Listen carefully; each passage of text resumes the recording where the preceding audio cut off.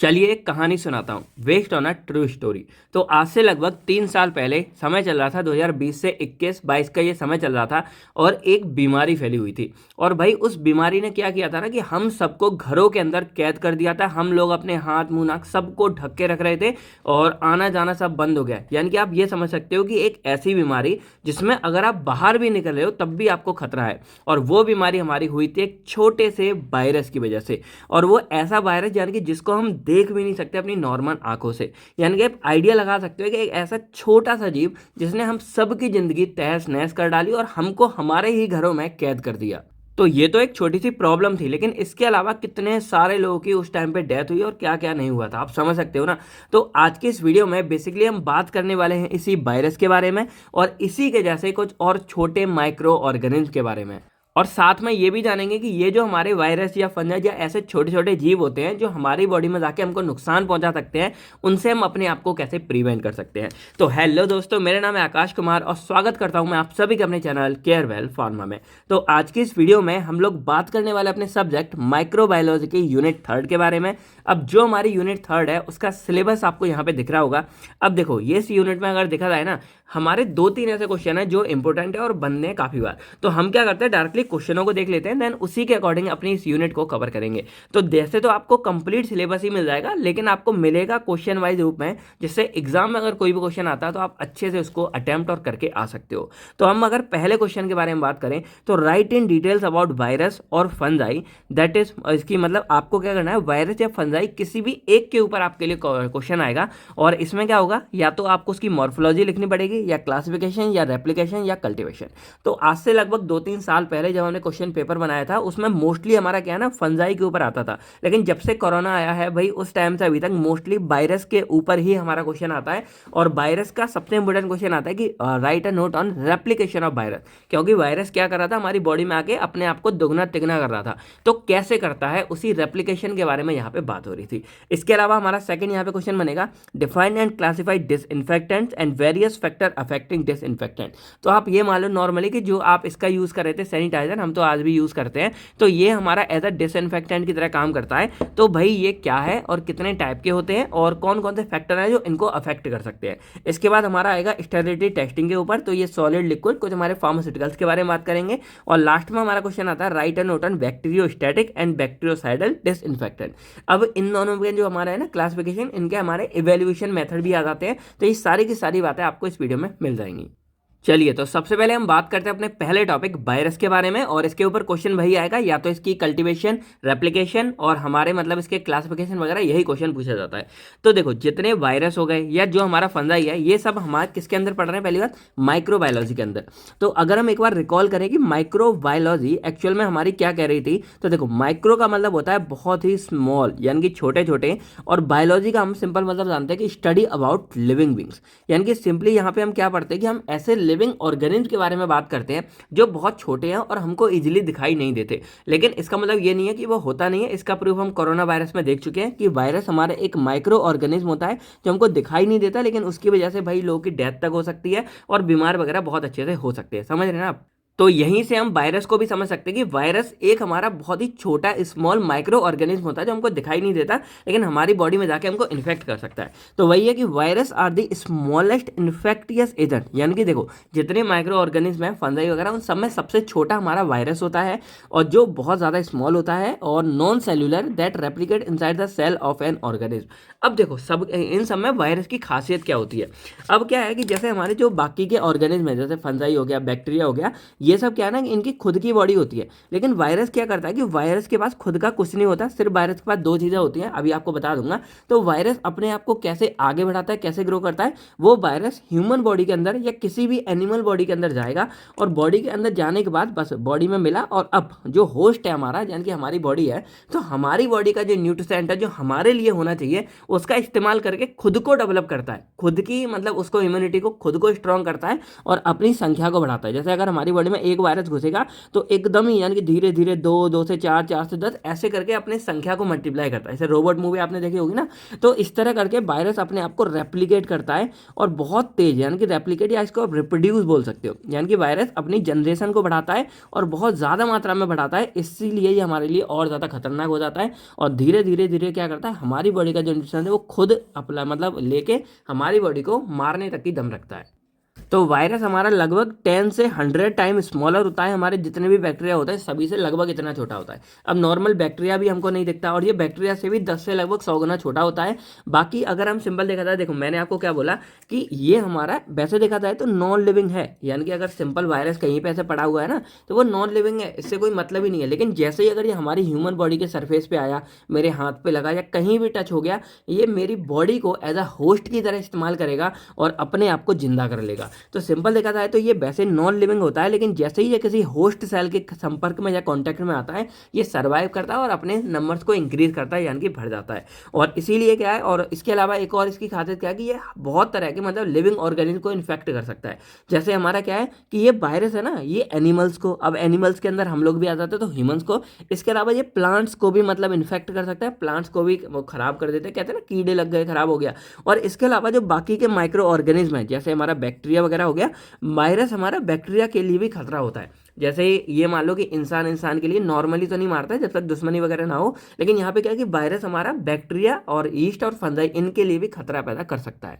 तो इसीलिए हम बोल सकते हैं कि वायरस हमारा एक बहुत ही ज़्यादा डेंजरस लिविंग ऑर्गेनिज्म है, और नॉन लिविंग भी बोल सकते हैं एक तरह से, जब तक कांटेक्ट में ना आए तो बहुत ही डेंजरस होता है। अब थोड़े इसके स्ट्रक्चर के बारे में बात करते हैं कि भाई कैसे क्या होता है वायरस के अंदर।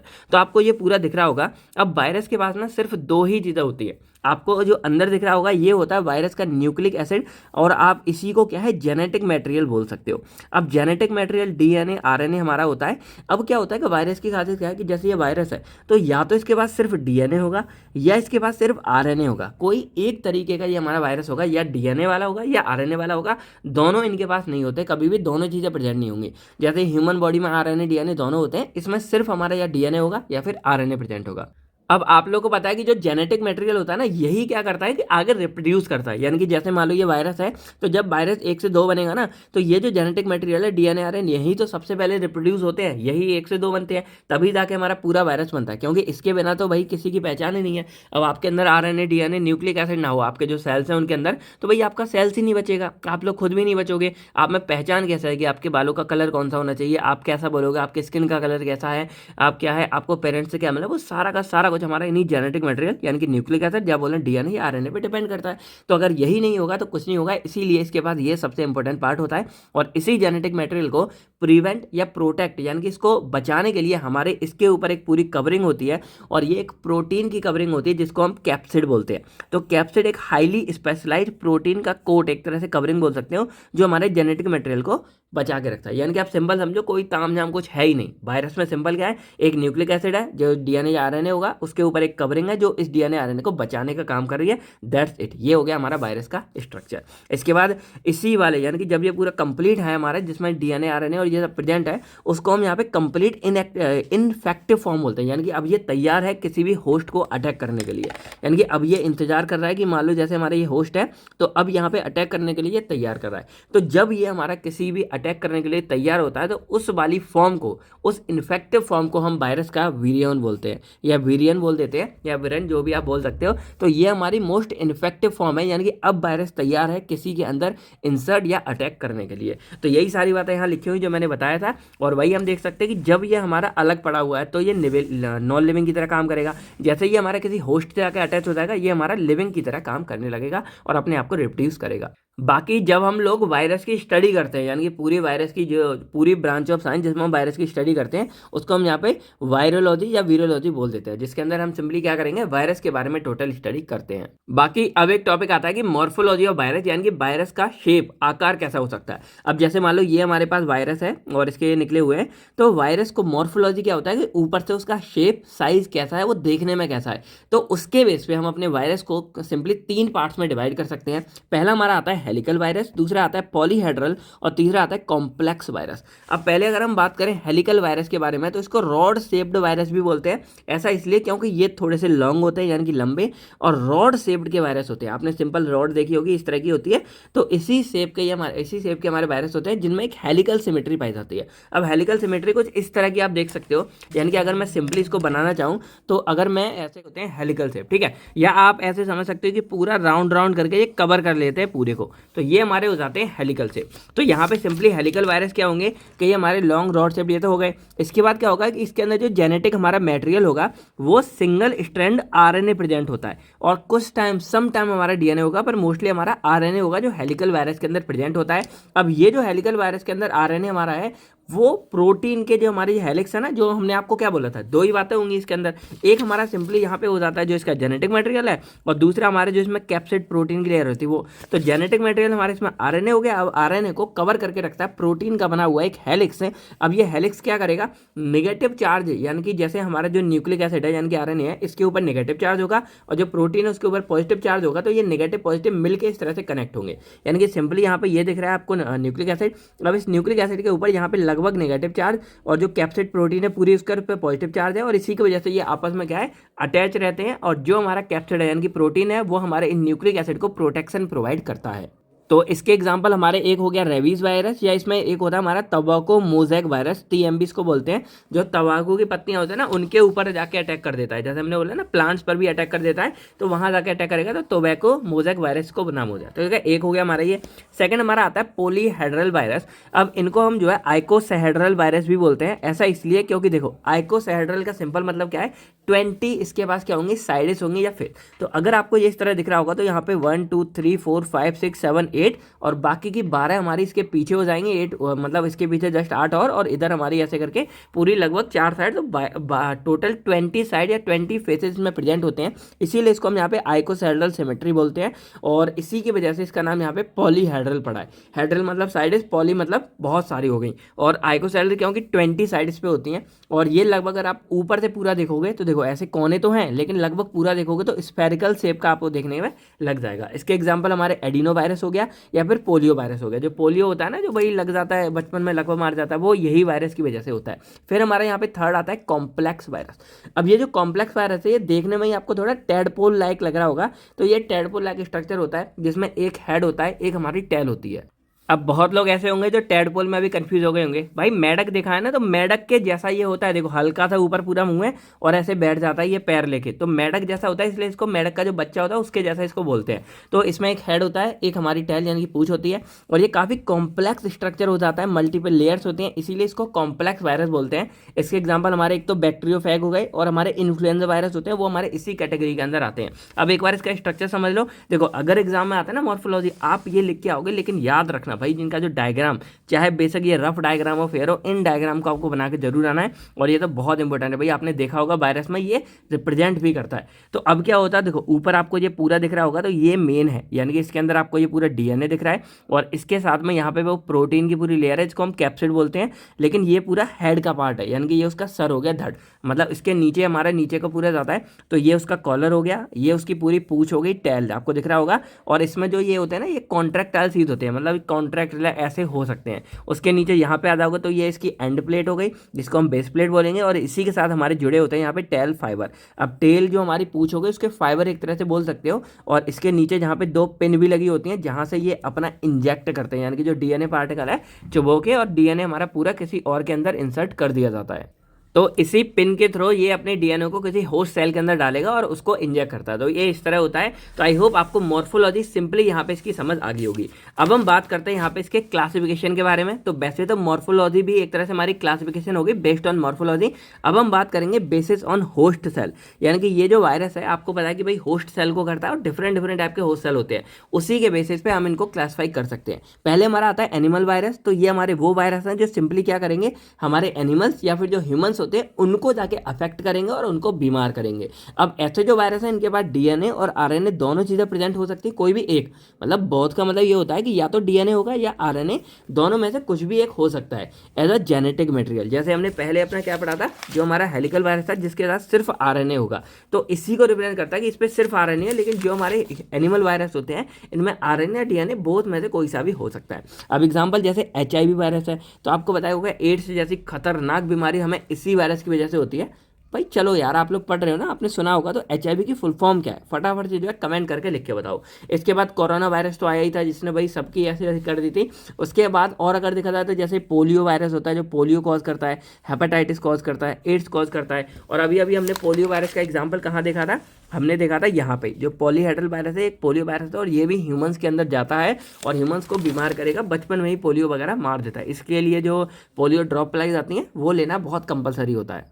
फिर हमारे यहाँ पे आते हैं प्लांट वायरस। तो प्लांट वायरस सिंपली वो वायरस, देखो क्या नाम से, एनिमल को इन्फेक्ट कर रहा है। प्लांट वायरस जो प्लांट को इन्फेक्ट कर रहा है वो प्लांट के अंदर डिजीज कोई सी कॉज कर सकते हैं। अब ये किसी आलू को, शुगर कैन, गन्ने को, तंबाकू वगैरह को कॉज कर सकते हैं और इनके पास सिर्फ हमारा आरएनए प्रेजेंट होता है। ठीक है, अब हमने एग्जाम्पल में क्या देखा कि जो प्लांट वायरस है अब यहाँ पे प्लांट्स को भी करता है, तो प्लांट्स में जो तंबाकू प्लांट्स होते हैं ना उनको करता है, तो तंबाकू मोज़ेक वायरस हो गया। और देखो सारा अगर आप कनेक्ट करके चलोगे ना, देखो क्या हमने पढ़ा था, हेलिकल वायरस का एग्जाम्पल था तंबाकू मोज़ेक वायरस, इनके पास सिर्फ आरएनए होता है। हमने यहाँ पे क्या पढ़ा, प्लांट वायरस, इनके पास सिर्फ दे कंटेन ओनली आरएनए होता है। और इसका एग्जांपल तंबाकू मोज़ेक वायरस, यहाँ भी हमने क्या देखा, तंबाकू मोज़ेक वायरस। तो ये भी एक जो हेलिकल वायरस का जो तंबाकू मोज़ेक वायरस है ये सिर्फ और सिर्फ हमारे मतलब प्लांट वायरस के अंदर आता है, इस पर सिर्फ और सिर्फ आरएनए प्रेजेंट होगा और ये हमारे पोटैटो, शुगर कैन, तंबाकू इनको इंसेक्ट कर सकता है। फिर हम बात करते हैं बैक्टीरियोफेग के बारे में। तो ये वो वायरस हैं जो हमारे बैक्टीरिया को इन्फेक्ट करते हैं और बैक्टीरिया के अंदर ही बीमारी कॉज कर देते हैं। तो they contain only DNA as a genetic material, इनके पास सिर्फ डीएनए होगा हमारा।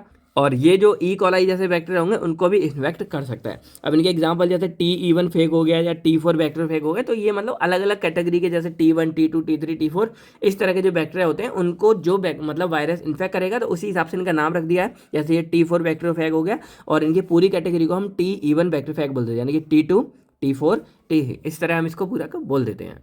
तो अब हम बात करेंगे अपने नेक्स्ट टॉपिक रेप्लिकेशन या फिर रिप्रोडक्शन ऑफ वायरस के बारे में। अब ये एक बहुत ही ज़्यादा मोस्ट इम्पोर्टेंट टॉपिक है क्योंकि एग्जाम में भी ये अलग से काफ़ी बार आ जाता है, कैसे क्या, तो इसके बारे में हमें समझना बहुत ज़रूरी है। तो देखो, फॉर रेप्लिकेशन ऑफ वायरस हमको ये पता है कि वायरस को रेप्लिकेशन अगर करना है तो होस्ट इज कंपलसरी, यानी कि वायरस को एक होस्ट की रिक्वायरमेंट पड़ेगी। अब वो होस्ट चाहे बैक्टीरिया हो, चाहे प्लांट्स हो या फिर एनिमल हो। जैसे कोरोना के केस में वो मतलब हम पे हावी बहुत ज़्यादा हो रहा था, ह्यूमंस के ऊपर बहुत ज़्यादा हावी हो रहा था।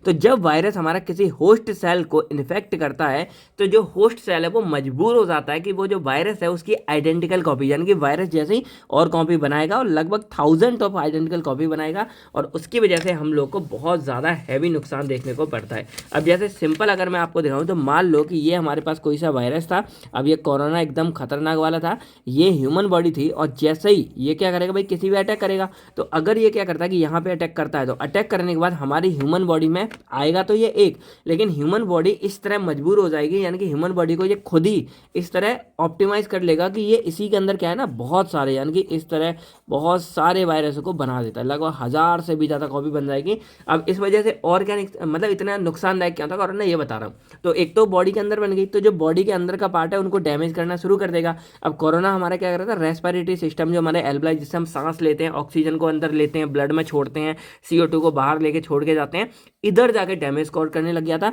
और अब क्या है कि जैसे कोई छींकेगा, खांसेगा, हाथ मिलाएगा, कुछ भी चलेगा, तो जैसे आंख नाक कहीं पे हम लेके गए अपना हाथ तो हमारे हाथ पे ही अटैच हो गया, हमने किसी और को मिलाया, तो इस तरह ये जो हमारे वायरस था ये हमारे बाकी के और लोगों में स्प्रेड होना शुरू हो गया। यहाँ से इधर फैल रहा है, यहाँ से इधर फैल रहा है और इस तरह करते करते हमारे लाखों लोगों को ये कोरोना फैलता चला गया। डेली नई शिकायतें, डेली लाखों शिकायतें आ रही थी और उसके बाद आते आते बहुत सारे लोग जो है इसकी वजह से डेथ भी हो गई थी। तो भाई जो लोग बोलते हैं ना कि भाई कोरोना कुछ नहीं है, क्या ही जा रहा है, भाई उनसे जाके पूछो जिन्होंने कोरोना में अपना सारा कुछ खो दिया।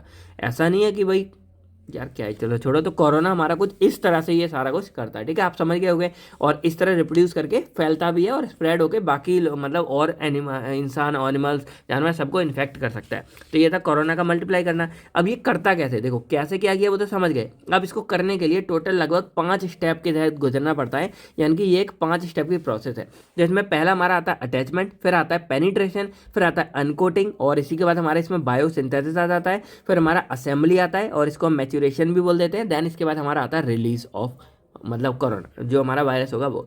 अब जो वायरस है इसके 5 स्टेप में, पहले अगर हम बात करें अटैचमेंट के बारे में, तो सबसे पहले क्या होता है कि जैसे वायरस है, अब वो किसी भी जगह से, यानी कि या तो किसी के कांटेक्ट में आने से, इन्होंने इससे हाथ मिलाया, या इन्वायरमेंट में आप लोग सांस ले रहे थे और इसने वहाँ पे छींका, जो स्नीज किया, और उस वजह से वो हमारा वायरस अंदर आ गया। यानी कि कोई भी रीजन से वायरस सबसे पहले क्या करता है, हमारे जो होस्ट सेल है उसके ऊपर आके अटैच हो जाता है, यानी कि लग जाता है। और अटैच होने के बाद क्या करता है, वो स्पेसिफिक रिसेप्टर ढूंढता है हमारी प्लाज्मा मेम्ब्रेन। जैसे हमारी जो सेल्स होती हैं, अब जो हमारी सेल्स हैं इनके ऊपर वाली इस लेयर को प्लाज्मा मेम्ब्रेन बोलते हैं। तो आपको पता है कि भाई हमारी पूरी बॉडी में रिसेप्टर्स बहुत सारे प्रेजेंट होते हैं। तो कोरोना जो हमारा वायरस होगा, सॉरी, तो वो यहाँ ढूंढता है स्पेसिफिक रिसेप्टर जिसके ऊपर जाके वो खुद बाइंड हो सके, और बाइंड होने के बाद अपना काम शुरू कर सके। तो पहला जो अटैचमेंट में क्या है कि वायरस आएगा, हमारी बॉडी में आएगा, बॉडी में आने के बाद जो हमारी प्लाज्मा मेम्ब्रेन उस पर ऊपर जो रिसेप्टर प्रेजेंट है उस पर जाके अटैच हो जाएगा। तो पहला काम ये करता है, यानी कि अटैचमेंट ऑफ वायरस। सेकंड हमारा होता है पेनिट्रेशन। अब जैसे ही वो अटैच हो जाएगा, अब वायरस को क्या करना है, हमारे होस्ट सेल के अंदर घुसना है, यानी कि हमारे सेल्स के अंदर घुसना है। और जब सेल्स के अंदर घुसना होता है तो उसी प्रोसेस को हम यहाँ पे पेनिट्रेशन बोलते हैं। और सेल्स के अंदर घुसने में या तो देखो 2 तरीके हैं, या तो वायरस पूरा अंदर घुस जाता है, या वायरस क्या करता है कि जो उसका खुद का जेनेटिक मटेरियल होता है उसको केवल हमारे होस्ट सेल के अंदर डाल देता है।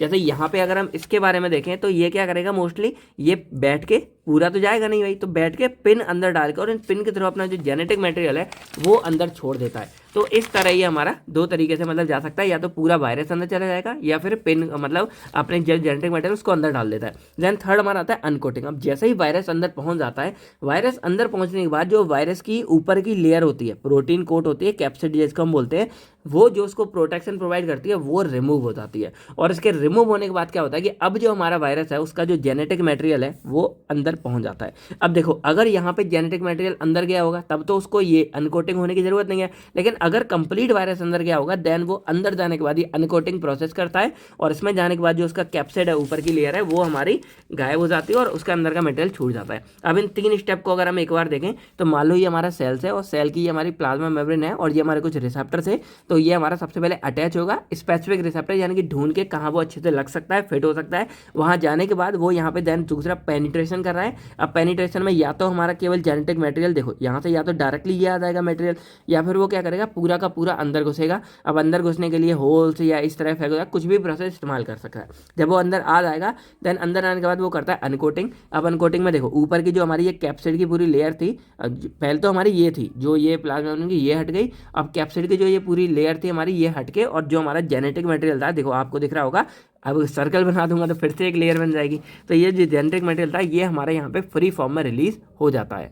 देन देखो जब यहाँ पे जेनेटिक मटेरियल निकल जाता है उसके बाद यहाँ पे होती है एक्चुअल में रेप्लिकेशन या रिप्रोडक्शन, यानी कि अब जो है वो अपने आप को कैसे बढ़ाएगा। तो देखो वायरस खुद तो अपने आप को भाई रिप्रोड्यूस कर नहीं सकता, इसीलिए वो क्या करता है, जो होस्ट सेल है यानी कि ह्यूमन बॉडी, एनिमल, जो भी हमारा होस्ट सेल है उसकी जो मशीनरी है, यानी कि जैसे हमारी ह्यूमन बॉडी रिप्रोड्यूस करती है उसी वाली मशीनरी को ये वायरस अडप्ट कर लेता है और उसी की तरह अपने आप को बढ़ाता है। तो कैसे करेगा, तो जो डीएनए है वो जो प्रोटीन और एंजाइम्स होते हैं उनको इस्तेमाल करके एडिशनल डीएनए को फॉर्म करता है, उसके बाद ट्रांसक्राइब करके मैसेंजर आरएनए बनाता है, और उसके बाद प्रोटीन भी फॉर्म करता है। यानी कि जो हमने ट्रांसक्रिप्शन और ट्रांसलेशन पढ़ा था वो दोनों प्रोसेस वो यहाँ पे अप्लाई करके अपने आप को क्या करता है, डीएनए बनाता है, आरएनए बनाता है और प्रोटीन भी बनाता है।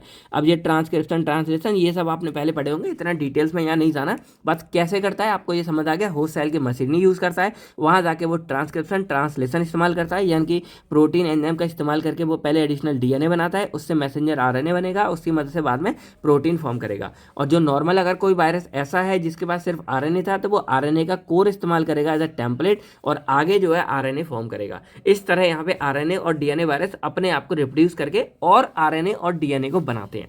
अब ये हो गया हमारे यहाँ पे काम, यानी कि देखो इसने क्या किया और डीएनए आरएनए यहाँ पे फॉर्म किए। उसके बाद हमारा आता है असेंबली यानी कि मैच्योरेशन। अब यहाँ पे क्या होता है कि जितने भी हमारे वायरस पार्टिकल थे जो नए बन रहे थे वो नई प्रोटीन के ऊपर, मतलब नई प्रोटीन में ऐसे कवर होना शुरू होंगे जो भी उनका जेनेटिक मटेरियल था। तो जैसे ये हमारा था, तो अब यहाँ से जो और कैप्सिड की लेयर है, और क्योंकि भाई कैप्सिड क्या है, प्रोटीन का एक कोटि तो है, तो प्रोटीन तो ऑलरेडी है, तो उस प्रोटीन की वजह से क्या होता है कि ये जो हमारा लेयर है ये अपने ऊपर प्रोटीन की पूरी कवरिंग चढ़ने लगती है और इसी प्रोटीन की कवरिंग को हम यहाँ पे क्या है, कैप्सिड बोलते हैं। तो ये बनके तैयार हो जाती है, और जैसे ये तैयार होता है हमारा जो पूरा का पूरा यानी कि मेच्योर हो जाता है, हमारा जो पूरा का पूरा वायरस था वो तैयार हो चुका है। अब इसके बाद हमारा आता है लास्ट स्टेप्स का, आता है रिलीज वाला हमारा।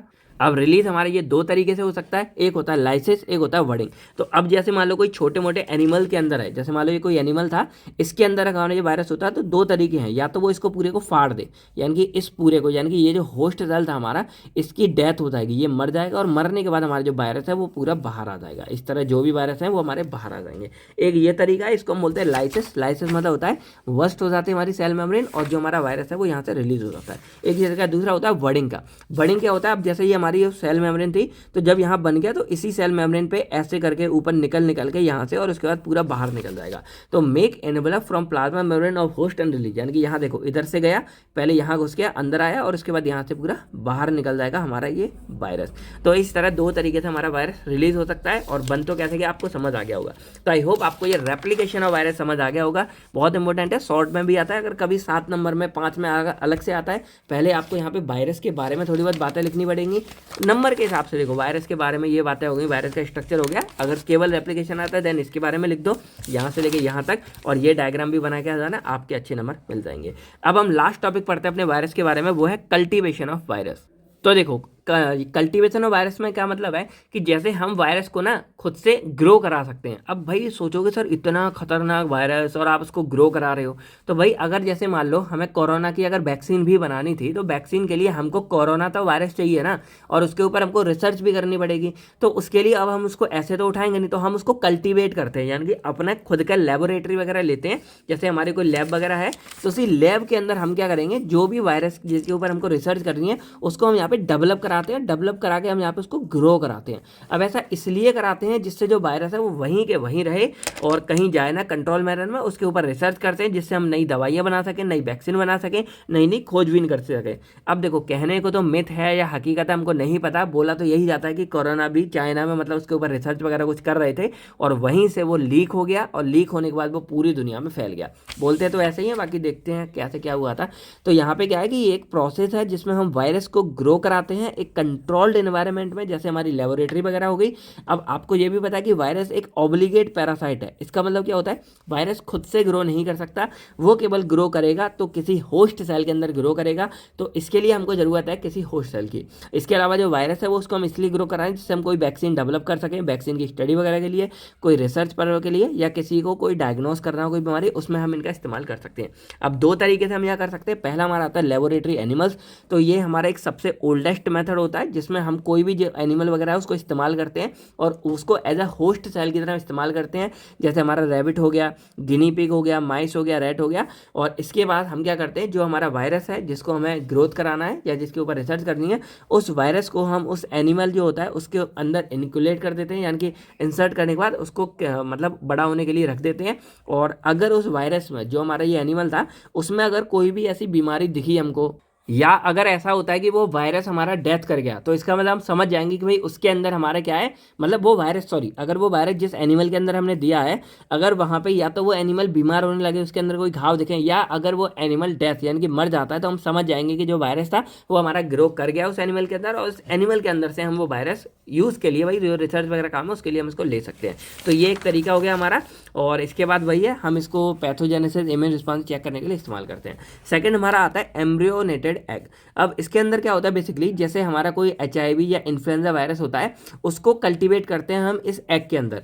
अब एग क्या होता है कि जैसे जो चिकन एग होते हैं, मतलब नॉर्मली मुर्गी वगैरह के अंडे होते हैं, वो वाले अंडे जो नॉर्मल सफ़ेद आते हैं वो नहीं, जो देसी आते हैं जिनसे मुर्गी तक बन जाती है, उन अंडों को यहाँ पे लेते हैं और उन अंडों के अंदर हम इंक्यूबेट कर देते हैं। मतलब जो भी हमको करना हो, तो पहले जो फर्टिलाइज चिकन एग होगा उसको हम 5 से 12 दिनों के लिए इंक्यूबेट रखते हैं, और इंक्यूबेट करने के बाद उनके ऊपर पूरे तैयार हो जाता है। देन वहाँ पे हम क्या करते हैं, अपना जो कोई भी मतलब हमें वायरस वगैरह करना हो, जैसे यहाँ पे क्लैमिडिया, रिक्टेसिया, वेस्ट नील वायरस जो भी होगा, उसको हम यहाँ से निडल सिरिंज के द्वारा शेल के अंदर उसको डाल देते हैं। और डालने के बाद हम ये जगह हमारी बचेगी, वहाँ पे हम पैराफिन बैग्स लगा देंगे जिससे वो सील पैक हो जाए हमारा फिर से।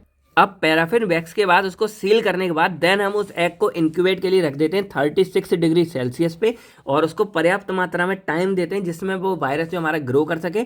उसके बाद जब वायरस होगा, अगर वो क्या करेगा, देखो अगर वायरस हमारा डेवलप हो गया, यानी कि वो अगर ग्रोथ कर गया, तो जो चिक एम्ब्रियो होगा, यानी कि जो भ्रूण होगा, जो मुर्गी का बच्चा होगा छोटा वाला, वो किल करेगा, मतलब मरने लगेगा, डेथ कर जाएगा। और अगर ऐसा होता है तो ये पहचान है कि भाई वायरस ने अपनी एक्टिविटी दिखाना शुरू कर दिया है। तो सिंपली क्या है कि एक तो ये हमारी हेल्प करता है वायरस की आइडेंटिफिकेशन के लिए। अब कैसे करता है, तो ये है ना पूरा, अब यहाँ पे ना जगह लिखी हुई है, जैसे ये हमारे देखो पहले तो ये पूरा पूरा सेल हो गया, ये सेल का मेम्ब्रेन हो गया। अब इसके डिफरेंट डिफरेंट पार्ट होते हैं, एल्ब्यूमिन, स्मॉल पैक, ये। तो जिस जगह हमारी एक्टिविटी ज़्यादा देखने को मिलती है उससे हम पहचानते हैं कि वहाँ पे कौन सा वायरस है। अगर ये जगह गई मेन तो हमारा इन्फ्लुएंजा बम वायरस होगा। ये जगह पे अगर आई एटलॉन्टिक कैविटी में तो हमारा क्लोरी एटलॉन्टिक मेम्ब्रेन हो। ये पूरा मतलब इसी हिसाब से है। अगर इस जगह कोई खतरा होता है तो यहाँ पे स्मॉल पॉक्स या फिर हर्प सिम्प्लेक्स वायरस होगा। तो इसी से हम आइडिया लगाते हैं कि भाई कौन सा वायरस है, इसीलिए हमारा आइडेंटिफिकेशन ऑफ वायरस में भी काफ़ी इस्तेमाल किया जाता है। अब थोड़ा देखो लगता तो भाई अनएथिकल है कि आप एक मुर्गी के बच्चे को मार रहे हो, ये सब पर चल रहा है यार, मुर्गी को जिंदा ही लोग नॉन वेज खा ही रहे हैं, हम तो नहीं खाते। तो ये सब हमारा होता है एम्ब्रियोनेटेड एक्ट, जिसमें ये मतलब पूरा इस तरह हम स्टडी कर सकते हैं। तो आई होप आपको वायरस के बारे में कंप्लीट स्टडी पता चल गई होगी कैसे क्या होता है। थोड़ा लेंदी टॉपिक था लेकिन एग्जाम में आ जाता है। अगर देखो पूरे में भी आ गया ना, आपके 5 पेज भरे हुए भाई साहब, अब चाहे ये 15 या 20 नंबर में आ जाए, आप इसको भरपूर मात्रा में लिख के आ सकते हो। चलिए तो अब हम बात करते हैं अपने नेक्स्ट टॉपिक फंगी के बारे में। बाकी जैसे हमने वायरस के बारे में बात की थी, वैसे ही हमको फंगी के बारे में भी यही बात करना है। उसका इंट्रोडक्शन हो गया, मॉर्फोलॉजी हो गई, क्लासिफिकेशन हो गई, रिप्रोडक्शन या रेप्लिकेशन और कल्टीवेशन। तो पहले तो भाई फंगी वाला टॉपिक बहुत ज़्यादा आता था, बाकी अब या तो कभी कभी आता है। देखो वायरस के अपोजिट में इन दोनों में से कोई एक आता है, तो अब मोस्टली वायरस ही आ रहा है, बाकी इसके बारे में भी हम बात कर ही लेते हैं। तो अगर सिंपली बात करें तो फंगी हमारा क्या है, are a group of eukaryotic microorganism. पहली बात, फंगी के अंदर हमारे काफ़ी सारे मतलब ऐसे एग्जाम्पल वगैरह आपके सुने सुनाए भी आ रहे होंगे, वो आता है, और ये यूकैरियोटिक कैटेगरी में बिलोंग करता है। अब आप ये मत बोलना कि यूकैरियोटिक और प्रोकैरियोटिक के बारे में आपको नहीं पता, माइक्रोबायोलॉजी के पहले ही मैंने यूनिट में आपको ये बता दिया था। अब आप लोगों की ड्यूटी बनती है कि भाई कमेंट करके आप बताओ कि what is difference between eukaryotic and prokaryotic, और ये दोनों क्या होते हैं, कमेंट करके बताओ। बाकी ये हमारी जो इकोसिस्टम है, यानी कि जो हमारा एनवायरनमेंट है, उसमें काफ़ी मेजर रोल प्ले करते हैं। क्या करते हैं अगर मैं आपको बताऊं, तो जैसे जो हमारी एंटीबायोटिक है उनको बनाने में हमारे काफ़ी ज़्यादा इस्तेमाल किया जाता है। कुछ वैक्सीन्स भी हमारी इनकी मदद से बनाई जाती हैं। अब बोलोगे सर वैक्सीन्स तो वायरस से बनती हैं, वैक्सीन्स वायरस से बनती हैं, लेकिन वैक्सीन्स का मेन काम होता है वायरस को रोकना। तो वायरस को रोकना जरूरी नहीं है कि हमेशा वायरस ही वायरस को रोके, हमारे फंगी वगैरह भी वायरस को रोकने का काम कर सकते हैं। इसके अलावा कुछ हमारे अदर मेडिसिनल प्रोडक्ट हमारे जो इसके द्वारा बनाए जाते हैं। अब जैसे आपको ये इसका जनरल स्ट्रक्चर भी दिख रहा होगा, तो जैसे सिंपली अगर मैं आपको दिखाऊं तो ये पूरा हमारा होता है, और इसमें जो ऊपर के ये आपको दिख रहे होंगे गोले गोले बोन, इसको हम बोलते हैं स्पोरेंजियम, और इसके अंदर से हमारे निकलते हैं स्पोर्स।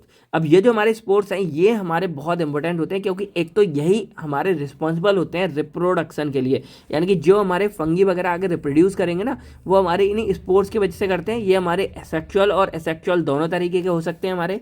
और इसके बाद जो हमारी फंगी होती है उसकी मेन पहचान क्या होती है कि ये जो हाइफा आपको दिख रही होगी, ये निकला होता है, ये हमारा होता है मेन हाइफी, ठीक है, और ये हमारे फंगी में प्रेजेंट होता है। इसके बाद ये जो आपको दिख रहे होंगे ये हमारे होते हैं स्पोरेंगियोफोर, और जो नीचे की ये चीज़ है इसको हम बोलते हैं रिजोइड्स, ठीक है। तो ये हमारे हो गया पूरा फंगी का एक जनरल स्ट्रक्चर। अगर आता है ट्राई करना, कुछ इससे मिलता जुलता बनाकर आ जाओगे, आपको अच्छे मार्क्स मिलेंगे। बाकी वो ब्रांच ऑफ साइंस जिसमें हम फंगी के बारे में डिटेल्स में स्टडी करते हैं उसको माइकोलॉजी बोलते हैं। अब इसको क्यों बोलते हैं माइकोलॉजी, क्योंकि जो माइकोलॉजी है वो एक ग्रीक वर्ड माइकस से निकल के आया, और माइकस का मतलब होता है मशरूम, और जो हमारा मशरूम होता है वो हमारा एक बहुत ही जाना माना एग्जाम्पल होता है फंगी के बारे में।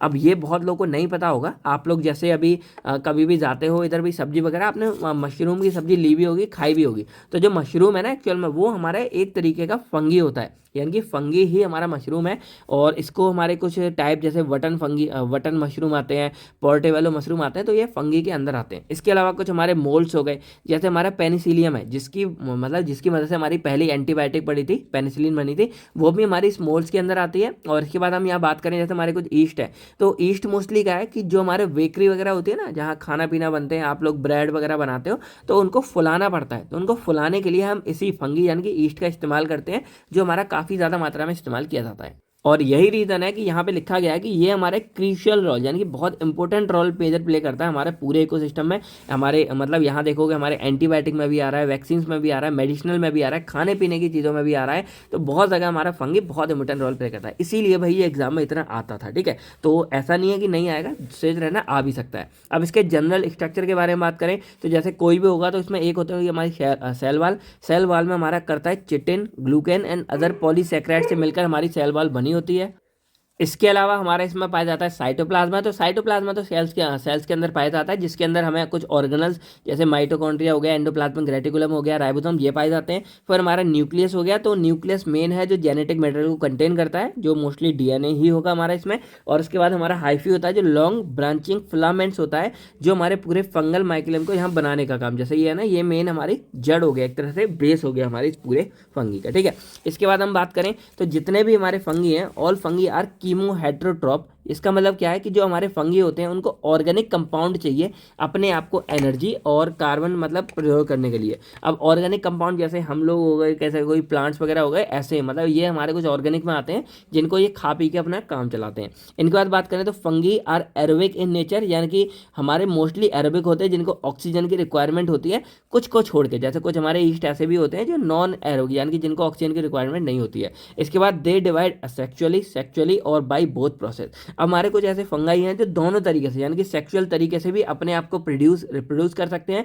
और एसेक्सुअल तरीके से भी कर सकते हैं, और कुछ ऐसे हैं जो दोनों ही तरीकों से करते हैं। इसके बाद ये हमारे कुछ यूनिसेलुलर भी हो सकते हैं, मल्टी सेलुलर भी हो सकते हैं। तो आप देख रहे हो कि फंगी हमारे काफ़ी वैरायटी में पाए जाते हैं भाई, यूनिसेलुलर भी हैं, मल्टी सेलुलर भी हैं, सेक्चुअली एसेक्सुअली दोनों तरीके से, एरोबिक भी हैं, कुछ हमारे एनारोबिक भी हैं हमारे। और ये बस क्या लगे कीमो हेट्रोट्रॉप्स हैं, यानी कि सिर्फ ऑर्गेनिक कंपाउंड पर जिंदा रहते हैं, उन्हीं से सारा काम चलाते हैं। ठीक है, इसके बाद ये हमारे होते हैं रेमोंड सेबररॉड। इनको हम जो है फादर ऑफ मेडिकल माइकोलॉजी नाम से भी जानते हैं। माइकोलॉजी भाई स्टडी ऑफ फंगी, तो इसके नाम से भी इनको जानते हैं। तो ये हो गया एक ब्रीफ इंट्रो हमारे पूरे फंगी के बारे में। अब हम बात करते हैं क्लासिफिकेशन ऑफ फंगी, और इसमें मोस्टली हम बात करेंगे on the basis of cell morphology, यानी कि मॉर्फोलॉजी के बेस पे हम फंगी को कैसे क्लासीफाई कर सकते हैं। मोस्टली 4 तरीके के हमारे फंगी होते हैं। पहला हमारा है मोल्ड लाइक फंगी, जो मोल्ड जैसे होंगे। फिर ईस्ट लाइक फंगी, इसमें हम यहाँ पे ईस्ट के बारे में भी बात कर लेंगे। फिर हमारा डाइमॉर्फिक फंगी, और हमारे होते हैं फंगी विद फ्रूट बॉडी। पहले अगर हम बात करें मोल्ड विद फंगी, यानी कि इनको हम माउट्स भी बोल देते हैं, तो ये हमारे एक तो मल्टी सेलुलर होते हैं और फिलामेंटस होते हैं, जिनमें हाइफी की ब्रांचेस होती हैं। अब हाइफी मैंने बताया था कि जैसे ही हमारी कोई भी है इस तरह की, ये हमारी हाइफी निकली होती है, तो इन्हीं की आप देखोगे कि यहाँ पे लॉन्ग ब्रांचिंग हमारी पूरी निकली हुई है।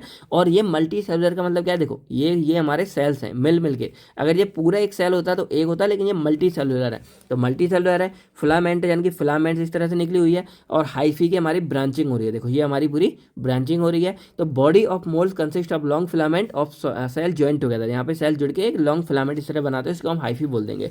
फिर क्या है कि it contain multiple identical nuclei. अब देखो यहाँ पे जितने सेल्स हैं उनके पास यहाँ पे क्या है, न्यूक्लियाई भी प्रेजेंट है, इसीलिए इसको बोलते हैं it contain multiple identical nuclei. फिर उसके बाद ये रिप्रोड्यूस करते हैं अपने आप को through small pores which can be other sexual और एसेक्सुअल। ये अपने आप को दोनों तरीके से मतलब रिप्रोड्यूस कर सकते हैं। और वही मैंने बताया कि स्मॉल पोर्स, इनमें छोटे छोटे छेद होंगे, उनकी मदद से ये अपने आप को रिप्रोड्यूस करेंगे। अब ये मोस्टली हमारे इस्तेमाल किए जाते हैं हमारी एंटीबायोटिक और एंजाइम्स को बनाने के लिए। तो ये हो गया हमारे माउट्स के बारे में। एग्जाम्पल इसका जैसे एस्परगिलस नाइगर हो गया, पेनिसिलियम, देखो एंटीबायोटिक बनाने के लिए हम इसका इस्तेमाल करते हैं ना। फिर एस्परगिलस फ्यूमिगेट्स, ये हमारे कुछ इसके एग्जाम्पल हो गए। नाम देखो ऐसे ही आपको लगेंगे, एक बार आप माइक्रोबायोलॉजी में उस्ताद हो गए तो भाई ये सारे नाम आपको बाएं हाथ का खेल लगेंगे।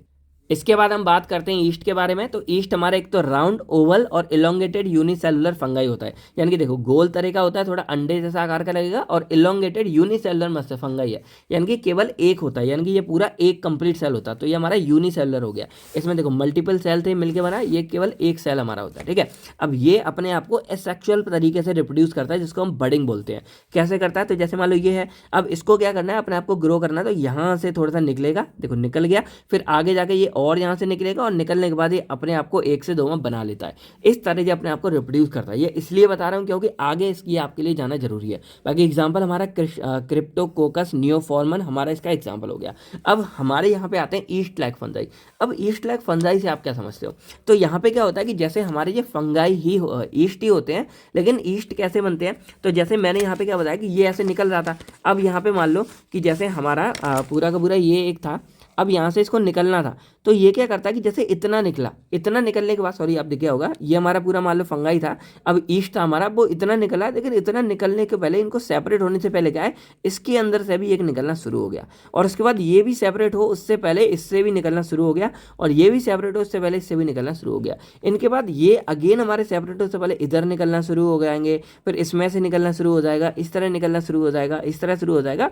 तो यहाँ पे क्या होता है कि ये हमारे फंगी होते हैं, लेकिन ईस्ट लाइक फंगी होते हैं, यानी कि ईस्ट जैसे होते हैं। और अगर आप ध्यान दोगे तो इसी तरह का हमारा ये पूरा होता है, और इसको हम सूडो हाइफे बोलते हैं। देखो ये एक्चुअल में हमारे हाइफी नहीं है, क्योंकि जैसे भाई ईस्ट है, हाइफी हमारा ये मेनली पूरा है, तो ये हमारा ईस्ट है, लेकिन ये देखने में हमारा कुछ हाइफ जैसा है, इसलिए इसको सूडो हाइफी बोल देते हैं यहाँ पे। और ये पूरा हमारा क्या है, ईस्ट से निकल निकल के, यानी कि बडिंग प्रोसेस पूरी खत्म होने से पहले दूसरी बन जाती है, तब जाके हमारे ये पूरे सूडो हाइफी बनते हैं। तो ये भी हमारे सिंगल सेल्ड होते हैं, यानी कि ऐसा नहीं है, देखो हमने सिंगल सेल क्यों बोल रहे हैं, क्योंकि ये हमारा अलग नहीं हो पाया, ये हमारा भी जुड़ा हुआ है। जब तक ये हमारा पूरा सेल है, जब तक ये हमारा ऐसा है, तब तक ये एक ही सेल है, जब तक ये हमारा ऐसे अलग नहीं होगा तब तक ये दो सेल नहीं बनेगा। तो यहाँ पर ये निकल नहीं पा रहा, उससे पहले ही हमारा आगे बढ़ता जा रहा है, इसलिए ये भी हमारा सिंगल सेल्ड होता है।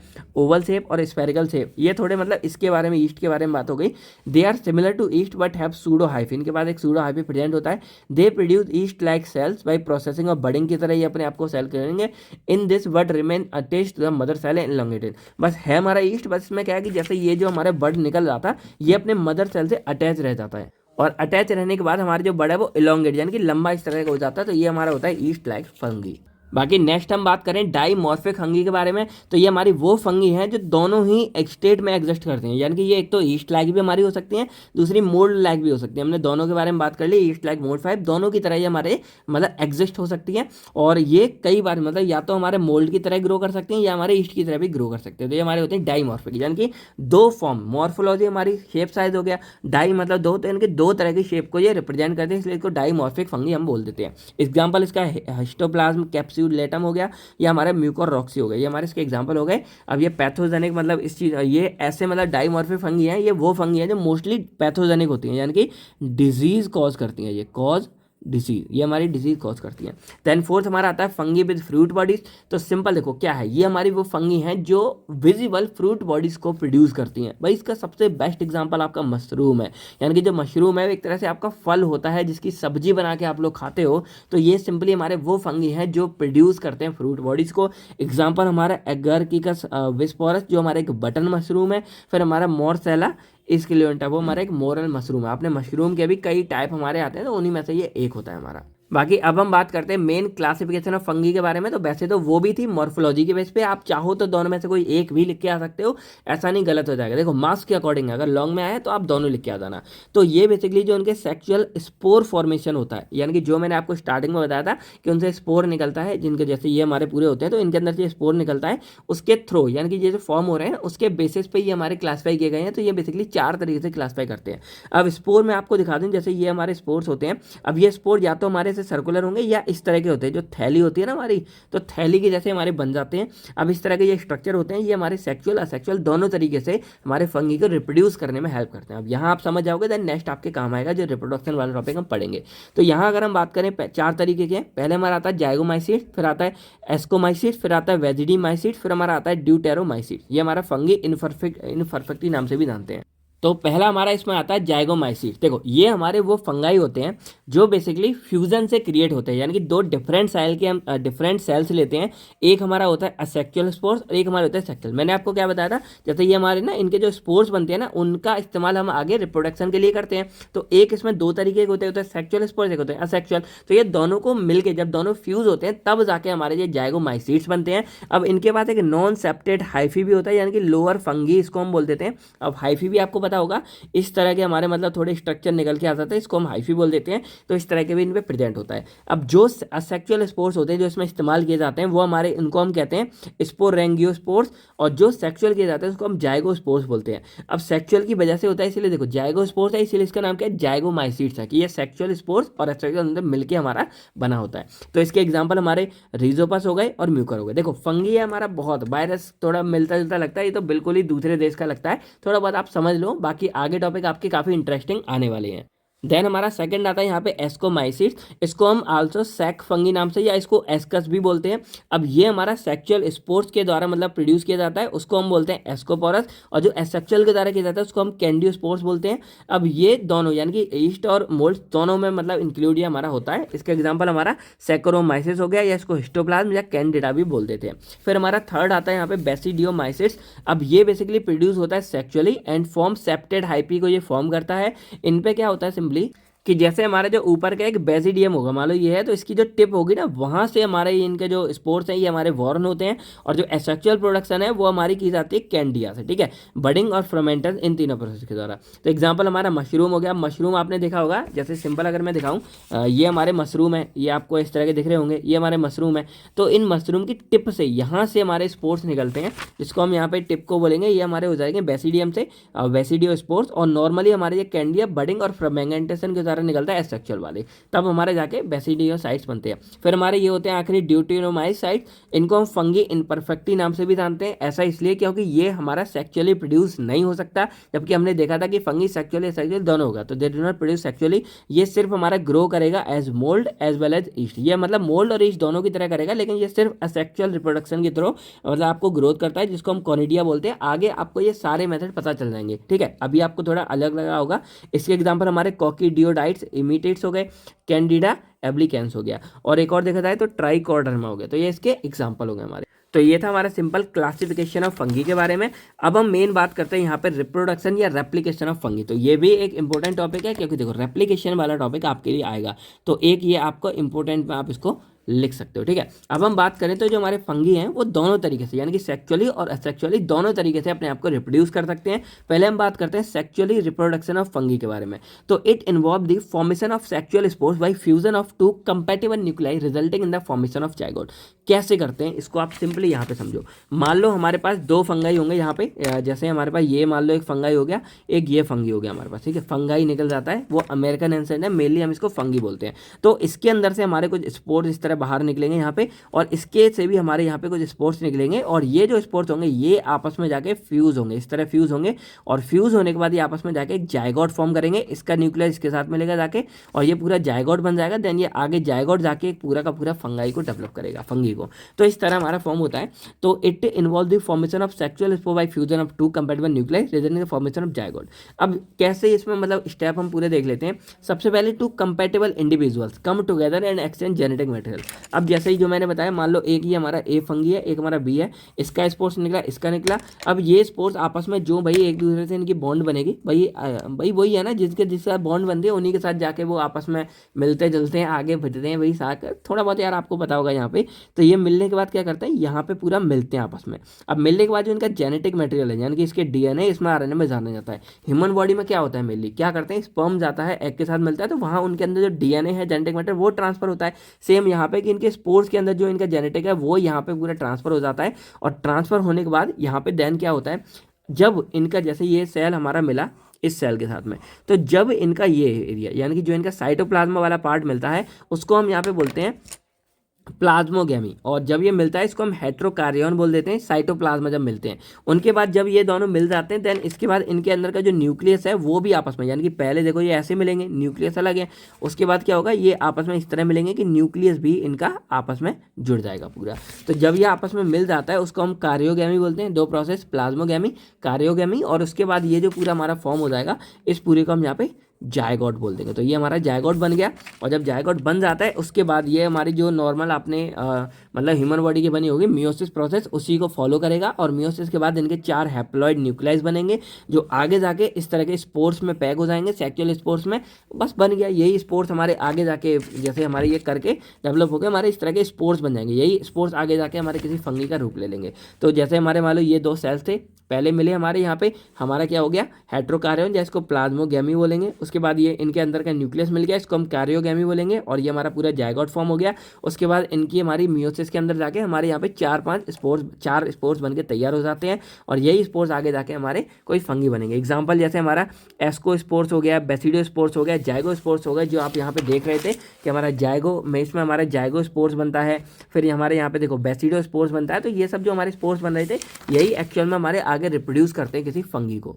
तो सेक्सुअल रिप्रोडक्शन हमारा इस तरह से होता है। अब हम बात करें असेक्सुअल रिप्रोडक्शन के बारे में, तो ये मेनली हमारा मीटोसिस प्रोसेस को फॉलो करेगा।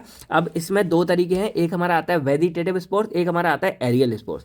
अब वेजिटेटिव में 3 तरीके आते हैं, बडिंग, फिजन और फ्रेगमेंटेशन। अब बडिंग में क्या होता है, तो ये मैंने आपको पहले ही बता दिया। जैसे ये हमारा मान लो पूरा फंजाई है, तो अब क्या करेगा, यहाँ से इस तरह छोटा छोटा हमारा निकलना शुरू होगा और निकलते निकलते क्या होगा, एट लास्ट में ये अलग बन जाएगा, ये हमारा अलग। तो ये इस तरह के हमारे 2 फंगी बन के तैयार हो जाते हैं। ये हो गया हमारा बडिंग की उसी के अंदर से, यानी कि सम ईस्ट सच एज ईस्ट, सम फंगाई सच एज जो हमारा ईस्ट हो गया, ये रिप्रोड्यूस करते हैं बडिंग के द्वारा। यहाँ पे एक नया इंडिविजुअल ग्रो करेगा फ्रॉम अ बर्ड, एक बर्ड जो ऐसे कुछ एक्स्ट्रा मास निकला था उससे ऑन द पेरेंट सेल के अंदर। जैसे मान लो ये पेरेंट सेल था, यहाँ से निकला और ये हमारा अलग इंडिविजुअल बन जाएगा। फिर हमारा आता है फिजन। यहाँ पे क्या होता है कि जैसे जो हमारा पेरेंट सेल है, मान लो ये था, ये डिवाइड हो जाता है 2 या मोर डॉटर सेल। मान लो यहाँ से टूट गया तो एक ये बन गई, एक ये बन गई, इस तरह हमारी 2 डॉटर सेल बन जाती हैं। देन थर्ड आता है फ्रेगमेंटेशन। तो फ्रेगमेंटेशन क्या होता है, कोई एक छोटा सा हिस्सा होता है जो टूट के अलग हो जाता है और वो अलग हिस्सा देन एक अलग न्यू इंडिविजुअल में बन जाएगा। जैसे मान लो ये हमारी एक पूरी फंगी थी, अब इसका मान लो ये हिस्सा हमारा टूट गया यहाँ पे, और टूटने के बाद क्या होगा, अब ये धीरे धीरे अपने आप को फिर से ग्रो कर लेगा एक अलग फंगी में। तो ये हमारा कहलाता है फ्रेगमेंटेशन। देन हमारे यहाँ पे सेकंड आता है एरियल स्पोर्स। इसमें हमारा आता है कॉनिडियो स्पोर्स। तो ये बेसिकली क्या होता है कि जैसे spores born externally on sides और टिप्स ऑफ हाइफी, जैसे हमारा कोई भी जो हाइफी होंगे, इनकी जो साइड की टिप होगी या ये यहाँ से हमारे कुछ स्पोर्स डेवलप होना शुरू हो जाएंगे, जिनको हम कॉन्डियो स्पोर्स बोलते हैं। और इनके बाद ये जो हमारे स्पोर्स बन गए ना, यही आगे जाके एक मतलब रिप्रोड्यूस करेंगे, तो इसको हम यहाँ पे कॉन्डियो स्पोर्स बोलते हैं। ये एक एरियल स्पोर्स नाम से जाना जाता है। अब ये 2 तरीके होंगे, माइक्रोकोनिडिया, मैक्रोकोनिडिया। माइक्रो हमारे स्मॉल और सिंगल होंगे, मैक्रो हमारे कैनिडिया लार्ज होंगे। ये हमारे ठीक है, स्मॉल सिंगल है, ये हमारे लार्ज होते हैं, थोड़े बड़े होते हैं। तो ये भी एक तरीका है, यानी कि ये निकल गए, ये भी हमारे घर रिप्रोड्यूस करते हैं। तो ये 2 तरीके थे हमारे sexual reproduction, asexual. I hope आपको ये समझ आ गया होगा। अब लास्ट हम बात करते हैं कल्टीवेशन ऑफ फंगी के बारे में, कि फंगी को भी आप कैसे कल्टीवेट कर सकते हो। तो सबसे पहले आपको इसके लिए फंगी जो हमारा होगा उसको आइडेंटिफाई करना पड़ेगा, सेपरेट आउट, जिसको आपको ग्रो कराना है। देखो कल्टीवेशन क्या है, उसको पालना, खेती करते हैं ना, उस तरह आप फंगी को पाल रहे हो, जिससे फंगी का आगे इस्तेमाल करके आप एंटीबायोटिक या ये चीज़ें बना सको, वही यहाँ पे है। अब इन कल्टीवेट अगर हमको करना है कल्चर मीडिया के अंदर, तो देखो कल्चर मीडिया में आपको अगार मीडियम की रिक्वायरमेंट पड़ेगी, क्योंकि भाई अगार आपको पता है कोई भी माइक्रो के लिए बहुत ही अच्छी चीज़ है जिसमें वो ग्रो कर सकता है।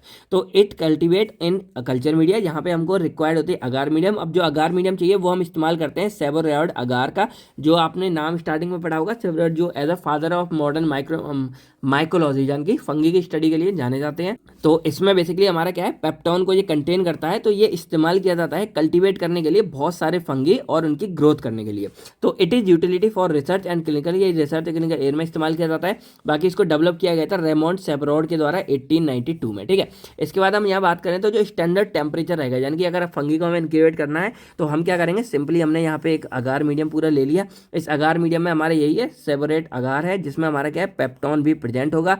अब इस पेप्टोन के अंदर हम क्या करेंगे, सिंपली जो भी हमारा फंगी होगा उसको यहाँ पे डाल दिया जाएगा। डालने के बाद उसको यहाँ पे 30 डिग्री सेल्सियस पर एक ह्यूमिडिफाइड एनवायरनमेंट में 21 दिनों के लिए रख देंगे। ह्यूमिडिफाइड एनवायरनमेंट क्या है कि वहाँ पे मॉइस्चर प्रेजेंट हो, क्योंकि भाई फंगी को मॉइस्चर चाहिए अपने आप को ग्रोथ करने के लिए। आपने देखा होगा अगर गीले में कोई चीज़ ज़्यादा रह जाए तो वो जल्दी खराब होती है, वो उसको चाहिए। और उसके बाद क्या होगा, 21 डे यानी कि 21 दिन के बाद जो हमारी फंगी होंगी उनकी कॉलोनीज यहाँ पे इस कल्चर मीडिया के अंदर क्या है, फॉर्म होना शुरू हो जाएंगी। इस तरह हमको दिखना शुरू हो जाएंगी और हम समझ जाएंगे कि हमारा फंगी ग्रोथ हो चुका है, दैन उनका इस्तेमाल हम कर सकते हैं आगे। तो जो मीडिया हम यहाँ पे इस्तेमाल करते हैं वो एक हो सकता है ब्रेन हर्ट इन्फ्यूजन, इसको BHI अगर बोलते हैं, एक हमारा केजप अगर भी इस्तेमाल कर सकते हैं। तो ये था हमारा पूरा फंगी के बारे में। आई होप आपको फंगी की भी सारी डिटेल यहाँ पे समझ आ गई होगी। हमने लगभग 4 की सारी बातें अपनी फंगी के बारे में कर लिया। अब चाहे फंगी के बारे में है चाहे वायरस के बारे में है, आप उसको अच्छे से लिख के आ सकते हो। तो लगभग देखा जाए हमने एक बहुत इंपॉर्टेंट टॉपिक अभी यहाँ पे कवर कर लिया। अब चलिए हम बात करते हैं नेक्स्ट अपने डिसइंफेक्टेंट्स के बारे में। तो देखो डिसइंफेक्टेंट एक्चुअल में क्या होता है, तो पहले तो यहाँ पे बात करो डिसइंफेक्शन क्या होता है। तो आपको एक बात पता होगी कि हमारा जो आस पड़ोस का एनवायरनमेंट है भाई, वहाँ पे बहुत सारे मात्रा में माइक्रो ऑर्गेनिज्म प्रेजेंट होते हैं, बहुत ही छोटे छोटे माइक्रोब्स होते हैं, वायरस, बैक्टीरिया, फंगी, बहुत सारे हमारे होते हैं। और अगर हम उनको क्या करें, नॉर्मल ऐसे ही रहने दें, तो वो हमारी बॉडी में इंसर्ट कर सकते हैं और बॉडी में एडमिनिस्ट्रेट यानी कि अंदर जाने के बाद हमारी बॉडी को बीमार कर सकते हैं। तो हमारा ये धर्म कर्म से कर्तव्य बनता है कि जो ऐसे माइक्रो ऑर्गेनिज्म हो उनको हम या तो पूरी तरह से मार दें या उनको इनहिबिट कर दें कि वो हमारे हाथ पैरों के द्वारा हमारी बॉडी में अंदर ना जा पाएँ और हम उनका अच्छे से इस्तेमाल कर सकें। अब जैसे एग्जाम्पल के लिए मान लो ये एक हमारा सरफेस है। अब ये जब सरफेस है और मैं यहाँ पे हाथ रख रहा हूँ, अब मुझे जब खाना खाना होगा तो मैं क्या करूँगा ना भाई, अपने हाथों को धोऊंगा, वॉश करूँगा, जिससे मेरे हाथों पे अगर कुछ माइक्रो वगैरह चिपक गए होंगे तो वो मेरे बॉडी के अंदर ना जाए। तो अब इन माइक्रोब्स को मारने के लिए हमारे पास दो तरीके के यहाँ पे एजेंट होते हैं। एजेंट मतलब जो काम करने के लिए चुनते हैं ना, ऐसे मान लो दो तरीके के हमारे एजेंट होते हैं। तो एक हमारे पास एजेंट होते हैं एंटीसेप्टिक। क्या होता है हमारे पास? एंटीसेप्टिक। अब एंटीसेप्टिक एजेंट मेनली क्या करते हैं, जैसे हमारी ह्यूमन बॉडी है, अब ये ह्यूमन बॉडी है ना, इस ह्यूमन बॉडी में जैसे हमारे हाथ पैर हो गए या कहीं कट गए गल गए, तो वहां पर हम इनका इस्तेमाल करेंगे लिविंग बॉडी के ऊपर। किसके ऊपर? लिविंग बॉडी के ऊपर इसका इस्तेमाल करेंगे, जिससे जो भी माइक्रोब्स वगैरह उनको मार के या हमारी बॉडी को क्लीन कर सके, जिससे हम आगे कुछ भी काम कर सकें। अब इसी के जैसा एक हमारा आता है डिसइंफेक्टेंट। अब डिसइंफेक्टेंट एक्चुअल में क्या करते हैं, तो डिसइंफेक्टेंट क्या कि मान लो अब मैं मतलब घर पे हम हैं और नंगे पैर हम घूमते रहते हैं भाई, तो हमें क्या करना है कि हमारा जो फ्लोर है, घर है, इस फ्लोर को क्लीन करना है कि इसके ऊपर जो माइक्रोब्स है वो हमारे ना बचे। अब इसके लिए हम एंटीसेप्टिक का तो इस्तेमाल करेंगे नहीं, क्योंकि वो लिविंग बॉडी के ऊपर है, तो हम यहाँ इस्तेमाल करते हैं डिसइंफेक्टेंट का। तो डिसइंफेक्टेंट भी हमारा वही काम करते हैं जो एंटीसेप्टिक करते हैं, कि ये भी हमारे जो माइक्रो ऑर्गेनिज्म है उनको एक तो किल करने का काम करेंगे और दूसरा उनकी ग्रोथ को रोकने का काम करेंगे, कि जो हमारे माइक्रोब्स है वो ना तो आगे ग्रो कर पाएं और ना ही किसी को नुकसान पहुंच सका है, उनको करते हैं। लेकिन ये काम करते हैं नॉन लिविंग बॉडी के ऊपर। अब चाहे ये पेज हो गया तो इसको मुझे क्लीन करना हो, चाहे पूरा वो करना हो, तो उसके लिए हम इनका यहाँ पे इस्तेमाल करते हैं। अब जैसे अगर हम एग्जाम्पल के लिए देखें तो देखो, ये डिटॉल का हमारा क्या है, पूरा एक मतलब हैंड सैनिटाइजर है। अब यहाँ पे क्या लिखा है देखो, alcohol denatured disinfectant hand sanitiser. अब बोलोगे सर ये तो ह्यूमन बॉडी के लिए है, लेकिन इसका एक मेन मोटिव क्यों है, क्योंकि ये हमारा सिर्फ एक्सटर्नल यूज़ के लिए है। आप इसको बॉडी के अंदर इस्तेमाल नहीं कर सकते, अगर आप ऐसा करोगे तो नुकसान भी हो सकता है। तो यहाँ पे आप क्या समझ रहे हो कि जो हमारा एक्सटर्नल यानी कि नॉन लिविंग सरफेस बोल दो या फिर एक्सटर्नल सरफेस के लिए बोलते हैं, तो वो हमारा डिसइंफेक्टेंट बोलते हैं। तो वैसे तो ये भी आ जाता है, लेकिन मेनली जैसे हमारा फिनॉल हो गया, तो आप लोगों ने देखा होगा वॉशरूम वगैरह की सफाई होती है, जब फ्लोर साफ करना हो तो हम फिनॉल का इस्तेमाल करते हैं, और फिनॉल काफ़ी स्ट्रॉन्ग होता है जिसको हम ऐसे कर सकते हैं। अब इस फिनॉल का इस्तेमाल हम अपने हाथों के लिए, हम अपनी बॉडी के लिए नहीं कर सकते। तो ये भी हमारे डिसइंफेक्ट आते हैं, जो मोस्टली जो नॉन लिविंग ऑर्गेनिज्म है उन पे क्या करेगा, नॉन लिविंग जो बाहर की पूरी चीज़ें है, सरफेस है, उन सबको क्लीन करने के लिए हम इस्तेमाल करते हैं। अब जैसे हमारे जो सैनिटाइजर है हाथ पे तो हम इस्तेमाल कर रहे हैं, लेकिन हम क्या कर सकते हैं साथ में, जैसे हमारा कोई पेन हो गया या हम कोरोना के टाइम पे कुछ भी लेके आ रहे थे, हमारे नोट थे, रुपए थे, घर पे है, सबको हम यहाँ पे धोने का काम कर रहे हैं। कुछ भी पहले आएगा, पहले उसको सैनिटाइज करेंगे पूरा मार मार के अच्छे से, उसके बाद हम उसको क्लीन करते थे। तो यहाँ पे डिसइंफेक्टेंट एक्चुअल में आप क्या समझ रहे हो कि ये हमारे क्या है, वो एंटी माइक्रोबियल एजेंट है, जो बेसिकली हम यूज करते हैं टू डिस्ट्रॉय या inactive micro organism on inert surface. Inert surface का मतलब क्या होता है ना, इसको समझो। इनर्ट का मतलब होता है कि उस पर कोई फर्क ना पड़े। अब जैसे ये पेज है, अब अगर पेज पे मैंने ऐसे पेंसिल छेद दी, क्या इसको फर्क पड़ा? नहीं भाई, थोड़ा बहुत हो गया, क्या दिक्कत है, मर थोड़ी रहा है। लेकिन वही मैं क्या करूँ, अगर इस पेन से भाई दर्द होना शुरू हो जाएगा, यहाँ पे अगर मैं होता हूँ तो दर्द, तो ये मेरा इनर्ट सरफेस नहीं है। अगर यहाँ पे यूज़ करूँ इनर्ट नहीं है, मेरा हाथ पे यूज़ करूँ इनर्ट नहीं है। लेकिन ये क्या है कि ये हमारा इनर्ट है, जो ऐसे ख़राब ना हो। तो यहाँ पे क्या है कि हम अपने इनको यानी कि जो डिसइंफेक्टेंट है उनको इनर्ट सरफेस पे इस्तेमाल करते हैं, जो नॉन लिविंग सरफेस होते हैं, जिससे उस पर इस इन्फेक्शन यानी कि इसकी वजह से कोई और नुकसान देखने को ना मिले। तो ये जो हमारी पूरी प्रोसेस होती है इसको हम यहाँ पे डिसइंफेक्शन बोलते हैं। और जो ये एजेंट हैं जो इसको काम कर रहे हैं, यानी कि जो इन माइक्रोब्स को इनएक्टिव या डिस्ट्रॉय कर रहे हैं, उसको हम यहाँ पे डिसइंफेक्टेंट बोलते हैं। तो आपके सामने दोनों आ गए कि डिसइंफेक्टेंट भी हो गया और डिसइंफेक्शन भी हो गया। बाकी इस पर क्वेश्चन कैसे बनता है, तो define and classify disinfectant, right various factor affecting disinfectant. तो ये एक बेसिक क्वेश्चन हमारा इसमें से बनता है। तो आई होप आपको पूरा डिसइंफेक्टेंट का समझ आ गया होगा। बाकी इसमें कई बार आता है कि how they differ from antiseptic, की जो एंटीसेप्टिक होता है उससे ये कैसे अलग होता है। तो ये भी आपको पता चलेगा कि एंटीसेप्टिक बेसिकली हमारे लिविंग बॉडी के लिए इस्तेमाल करते हैं। लिविंग बॉडी का मतलब ये नहीं है कि बॉडी के ऊपर तो करते हैं, लेकिन बॉडी के अंदर भी। जैसे कहीं पे बॉडी कट गई है, तो अगर कहीं बॉडी कट गई है ना, तो वहाँ पे हम क्या है, डिटॉल का इस्तेमाल कर सकते हैं। डिटॉल जो लिक्विड वाली आती है, जिसको हम यहाँ पे इस्तेमाल कर सकते हैं। लेकिन ये हैंड सैनिटाइजर वाला है, इसको हम इस्तेमाल नहीं करेंगे, ये सिर्फ एक्सटर्नल सरफेस के लिए होता है। तो इस तरह हम इसको इस्तेमाल कर सकते हैं, इस तरह ये हमारे डिफर होते हैं। बाकी ये जो हमारे डिसइंफेक्टेंट होते हैं, ये बहुत ही इंपॉर्टेंट रोल प्ले करते हैं हमारे इन्फेक्शन को स्प्रेड होने से रोकने के लिए। अब जैसे कहीं भी फूड इंडस्ट्री हो गया, हॉस्पिटल हो गया, लेबोरेटरीज हो गया, अब हॉस्पिटल में भी बीमार आते रहते हैं, माइक्रोब आएंगे, तो वहाँ क्या है कि टाइम टू टाइम जो फ्लोर होता है उसको क्लीन करते रहते हैं हम वहाँ पे फिनॉल वगैरह से, जिससे कुछ भी वहाँ दिक्कत नहीं होगी।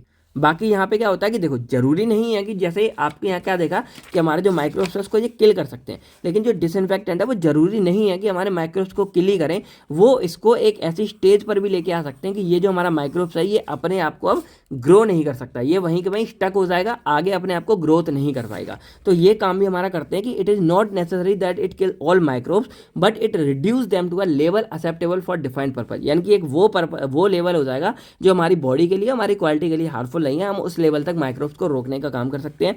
बाकी ये कैसे डिफर होता है मैंने बता दिया। इसके अलावा बात करें तो जो हमारा डिसइंफेक्टेंट है वो आइडियल डिसइंफेक्टेंट कैसा होगा कि उसके अंदर कैसी कैसी प्रॉपर्टीज होनी चाहिए। तो पहला तो यही है कि वो ब्रॉड स्पेक्ट्रम होना चाहिए। इसका मतलब क्या होता है कि वो ज़्यादा से ज़्यादा चीज़ों को मारने की दम रखे। अब ऐसा मान लो कि जैसे हमारा कोई सरफेस है, तो जरूरी नहीं है कि ये जो हमारा सरफेस है इस पर केवल बैक्टीरिया हो, क्या पता इस पर वायरस भी हो, क्या पता इस पर कोई हमारा फंगी भी हो।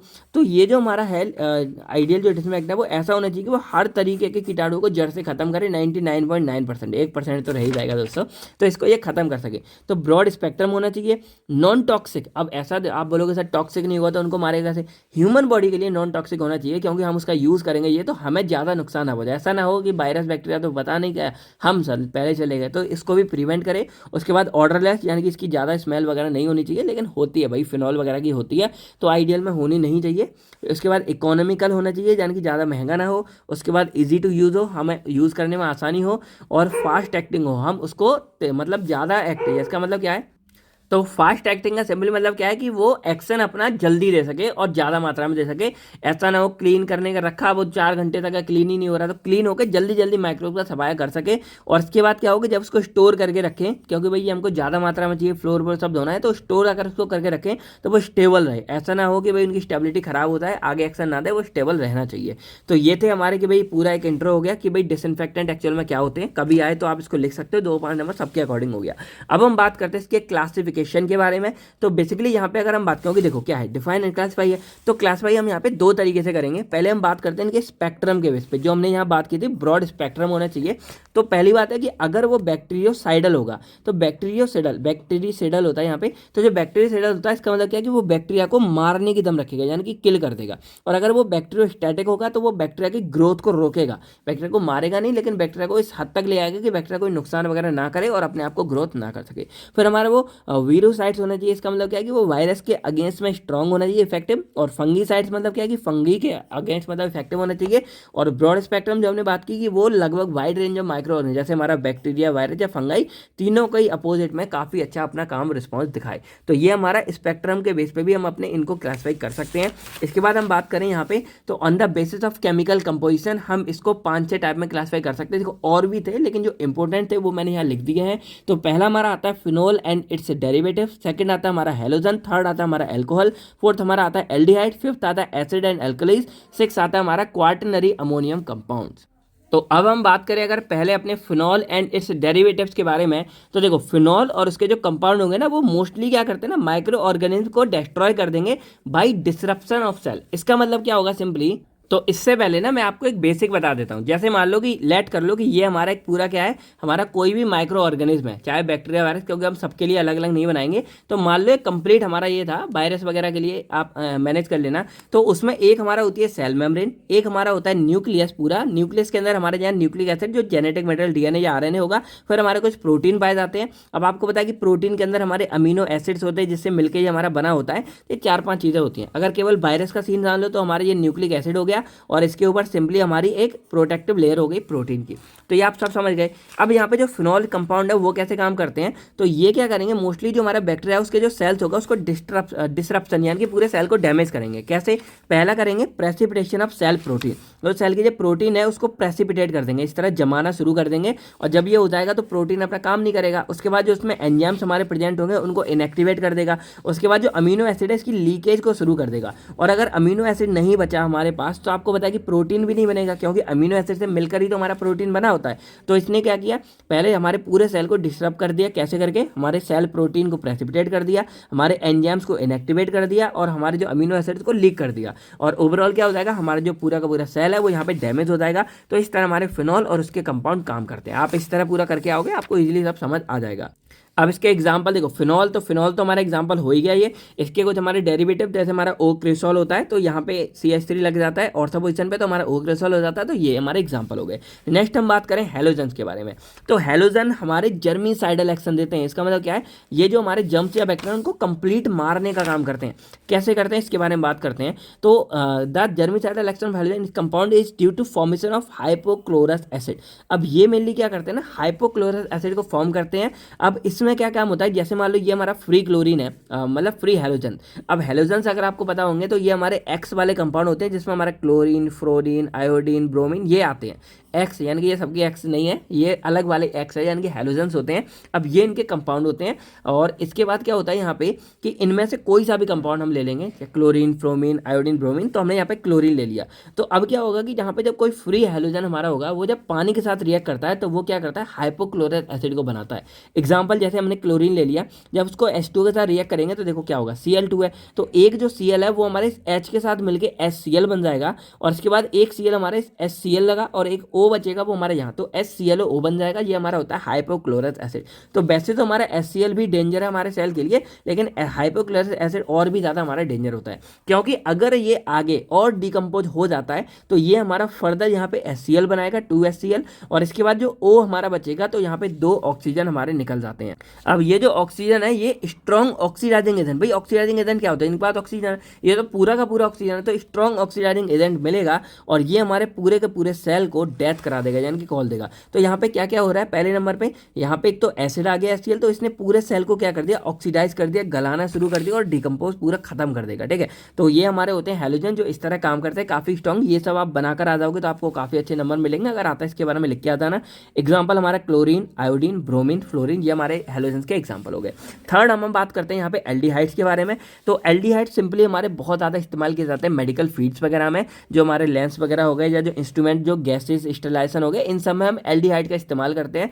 अब एल्डिहाइड में जैसे हमारी एग्जांपल फॉर्मेल्डिहाइड हो गया, तो एक गैस होती है जो नॉर्मल जैसे कमरों वगैरह में पूरा भर सकते हो और भर के पूरे कमरे को स्टरलाइज कर सकते हो एक बार में, तो ये हो गया। फिर ग्लूटाल्डिहाइड हो गया, और ये हमारे बैक्टीरिया, वायरस और फंगी के अपोजिट काफ़ी स्ट्रॉन्ग होते हैं। फिर हम बात करते हैं एल्कोहल्स के बारे में। तो एल्कोहल तो आपको ये दिख ही रहा होगा, और यहाँ पे क्या लिखा देखो, डीनेचर्ड होते हैं। तो इसको ये हम इसको क्या बोल सकते हैं, दीज आर प्रोटीन डीनेचर्ड होते हैं, यानी कि जो हमारे प्रोटीन होते हैं उसको डीनेचर्ड करके डैमेज कर देती है हमारी पूरी प्रोटीन को। और जब हमारे यहाँ पे जो माइक्रो ऑर्गेनिज्म है उसका हमारा प्रोटीन भी पूरा डैमेज हो जाता है। तो प्रोटीन डैमेज हो गया तो हमारा पूरा माइक्रो ऑर्गेनिज्म ही यहाँ पे डैमेज हो जाता है। सॉरी दोस्तों, काफ़ी टाइम हो गया बोलते बोलते, लगभग 1 घंटा तो ऊपर हो ही गया है। बाकी कितने बच्चे हैं जो अभी तक यहाँ तक देख रहे हैं और आपको कैसा लग रहा है भाई, कमेंट करके बताओ। तो एल्कोहल तो आप सिंपल समझ गए कि ये हमारे डीनेचर्ड कर देते हैं पूरे के पूरे प्रोटीन को, हमारे जो माइक्रो ऑर्गेनिज्म होगा, और उसकी वजह से हमारा पूरा का पूरा माइक्रो ऑर्गेनिज्म किल यानी कि मर जाता है। तो these are effective against bacteria और वायरस के अपोज काफ़ी अच्छा काम करते हैं। अब इसमें अगर हम क्या करें, जो एल्कोहल है उसको 60% से ऊपर अगर इस्तेमाल करते हैं तो ये काफ़ी इफेक्टिव होता है वायरस के अगेंस्ट भी। बाकी अगर हम इसके एग्जाम्पल के बारे में बात करें तो जैसे हमारा मिथेनॉल हो गया, इथेनॉल हो गया, आइसोप्रोपेनॉल हो गया, एन-ब्यूटेनॉल हो गया, इस्तेमाल करते हैं। बाकी अल्कोहल मोस्टली हमारे बैक्टीरियोस्टैटिक वाली प्रॉपर्टी शो करते हैं। देखो ये है, तो ऐसा नहीं है कि ये पूरा मारने का काम करेगा। ये जो आपको दिख रहा होगा ये पूरा मेनली क्या करता है, बैक्टीरियोस्टैटिक देता है, यानी कि जो हमारे माइक्रोब्स हैं वो आगे ग्रोथ नहीं कर पा रहे, उस तरह काम करता है। बाकी हमारा फिफ्थ आता है यहाँ पे एसिड एंड एल्कलीज वाला। तो ये हमारे जर्मीसाइडल एक्शन देते हैं। ऐसा इसलिए क्योंकि देखो एसिड के पास हमारा प्रेजेंट होता है H पॉजिटिव आइन, और H पॉजिटिव आइन अगर हम ज़्यादा मात्रा में मतलब जब दे देंगे तो हमारे जो बैक्टीरिया वायरस है वो सीधा मर जाएगा, क्योंकि ये एसिड है भाई, एसिड से तो भाई खत्म हो ही जाते हैं। और एग्जांपल इसका HCl हो गया, H2SO4, HNO3 हो गया। फिर हम बात करें एल्कली, ये हमारे कुछ बेस होते हैं। तो बेस में हमारा OH नेगेटिव आइन होता है, तो अगर इसकी कंसंट्रेशन हम बढ़ा देते हैं तो ये भी हमारे बैक्टीरिया को मारने का दम रखता है। एग्जाम्पल जैसे 2% सॉल्यूशन ऑफ सोडा लाई हो गया, तो इसमें बेसिकली 94% हमारा NaOH पाया जाता है, और NaOH एक बेस होता है। फिर हमारा ब्लीच हो गया, अमोनिया हो गया, तो ये सब भी एज अ डिसइंफेक्टेंट की तरह हमारे काम करते हैं। फिर हमारे यहाँ पे लास्ट आता है इसका क्वार्टनरी अमोनियम क्लोराइड। तो ये एक हमारा कैटायनिक सर्फेक्टेंट की तरह होता है बेसिकली। तो देखो यहाँ पे आपको पता होगा कि जो अमोनिया है उसके बाद बेसिकली 3 NH3 हम बाउंड करते हैं, लेकिन अगर मैं क्या करूँ यहाँ पे एक और जोड़ दूँ, NH4 कर दूँ, तो यहाँ पॉजिटिव कंपाउंड लग जाता है, और इसी को हम क्वार्टनरी अमोनियम कंपाउंड बोलते हैं। तो यहाँ पे क्वार्टनरी अमोनियम क्लोराइड है। ये क्लोराइड का मतलब क्या है कि यहाँ पे 4 लग गए, देखो N4, और इसके बाद यहाँ पे 4 हमारे एल्काइल ग्रुप लगे हुए हैं, और एक हमारा क्लोराइड आयन लगा हुआ है, इसलिए इसका नाम ऐसा था, इसलिए मैंने आपको ये बताया। अब ये हमारा हाईली इफेक्टिव होता है ग्राम पॉजिटिव बैक्टीरिया के लिए, ग्राम नेगेटिव बैक्टीरिया के लिए। इसके अलावा ये हमारे पूरे जो सेल वाल है, यानी कि ये आपको सेल मेम्ब्रेन या जो इसकी सेल वॉल होगी उसको डिस्टर्ब कर देगा और उसकी वजह से हमारा जो बैक्टीरिया है वो इनएक्टिव हो जाएगा और ये हमारी जो प्रोटीन होगी बैक्टीरिया या वायरस की उसको भी ये हमारा डीनेचर कर देता है। तो इस तरह ये हमारा पूरा काम करता है। तो आई होप आपको ये पूरा समझ आ गया होगा। तो यहाँ हमने क्या देख लिया कि हमारा जो डिसइंफेक्टेंट था वो किस तरह से काम करता है, हमने पूरी क्लासिफिकेशन और यहाँ पे उसके टाइप सब समझ लिए। थोड़ा लेंथी हो रहा है क्योंकि देखो क्वेश्चन ज़्यादा में आता है तो आप अच्छे से करके आ सकते हो। सबको भरपूर मैंने दिया, 4-4 पेज आपको हर एक क्वेश्चन पे मिल जाएंगे और अगर आप वहाँ लिख के आओगे तो ये लगभग 6 पेज में आपके लिए जाएगा। बाकी अब हम बात करते हैं फैक्टर अफेक्टिंग डिसइंफेक्टेंट के बारे में। तो ये हमारे बेसिकली वो फैक्टर होते हैं जो हमारे क्या करते हैं डिसइंफेक्टेंट के एक्शन को या उसके इफेक्ट को कम या ज़्यादा कर सकते हैं। तो हमारे पास बेसिकली 5 फैक्टर हैं, temperature, pH, dilution, surface activity और इंटरफेयरिंग एजेंट। तो टेम्परेचर के बारे में अगर हम सिंपली बात करें तो ये डायरेक्टली प्रोपोर्शनल होता है हमारा, क्योंकि देखो टेम्परेचर आपको पता है कि बैक्टीरिया हमारा एक ऑप्टिमम टेम्परेचर ग्रो कर सकता है। अगर उसको टेम्परेचर ज़्यादा कर देंगे तो बैक्टीरिया मर जाएगा या कोई भी वायरस। तो वही है कि the effectiveness of disinfectant increases as temperature increase, तो ये भी हमारा इंक्रीज हो जाता है। अब पीएच के बारे में बात करें तो पीएच हमारे एक ऑप्टिमम पीएच की रिक्वायरमेंट होती है। अब यहाँ पे क्या होता है जैसे जो बैक्टीरिया वगैरह है ना उनकी ऑप्टिमम पीएच लगभग 6 से 8 होती है। तो अगर हम अपने डिसइंफेक्टेंट को इसी पीएच का देंगे तब तो बैक्टीरिया ग्रो करेंगे क्योंकि उनका तो मन पसंदीदा पीएच है। तो हम क्या करेंगे या तो इससे कम पीएच रखेंगे जैसे ज़्यादा पीएच रखेंगे, यानी कि हम उसको एक डिफरेंट पीएच वाला डिसइंफेक्टेंट देंगे जिसकी वजह से जो बैक्टीरिया वगैरह है वो अच्छे से मर सके और उनकी ग्रोथ बिल्कुल भी पॉसिबल ना हो पाए। फिर हम यहाँ बात करते हैं थर्ड डाइल्यूशन या कंसंट्रेशन का। तो देखो कंसंट्रेशन होता है कि वो कितना गाढ़ा है या प्योर मात्रा में है, डाइल्यूशन कितना पतला है। तो सिंपल है कि जितना ज़्यादा मात्रा में हाइयर कंसंट्रेशन देंगे हमारा जो डिसइंफेक्टेंट है वो उतना ही अच्छा काम करेगा। तो सिंपल सा बात है कि the disinfectant act as a bacteriocidal while और डाइल्यूशन, यानी कि अगर हाई कंसंट्रेशन पे देते हैं तो बैक्टीरियोसाइडल की तरह काम करेगा, यानी कि बैक्टीरिया को मार ही देगा।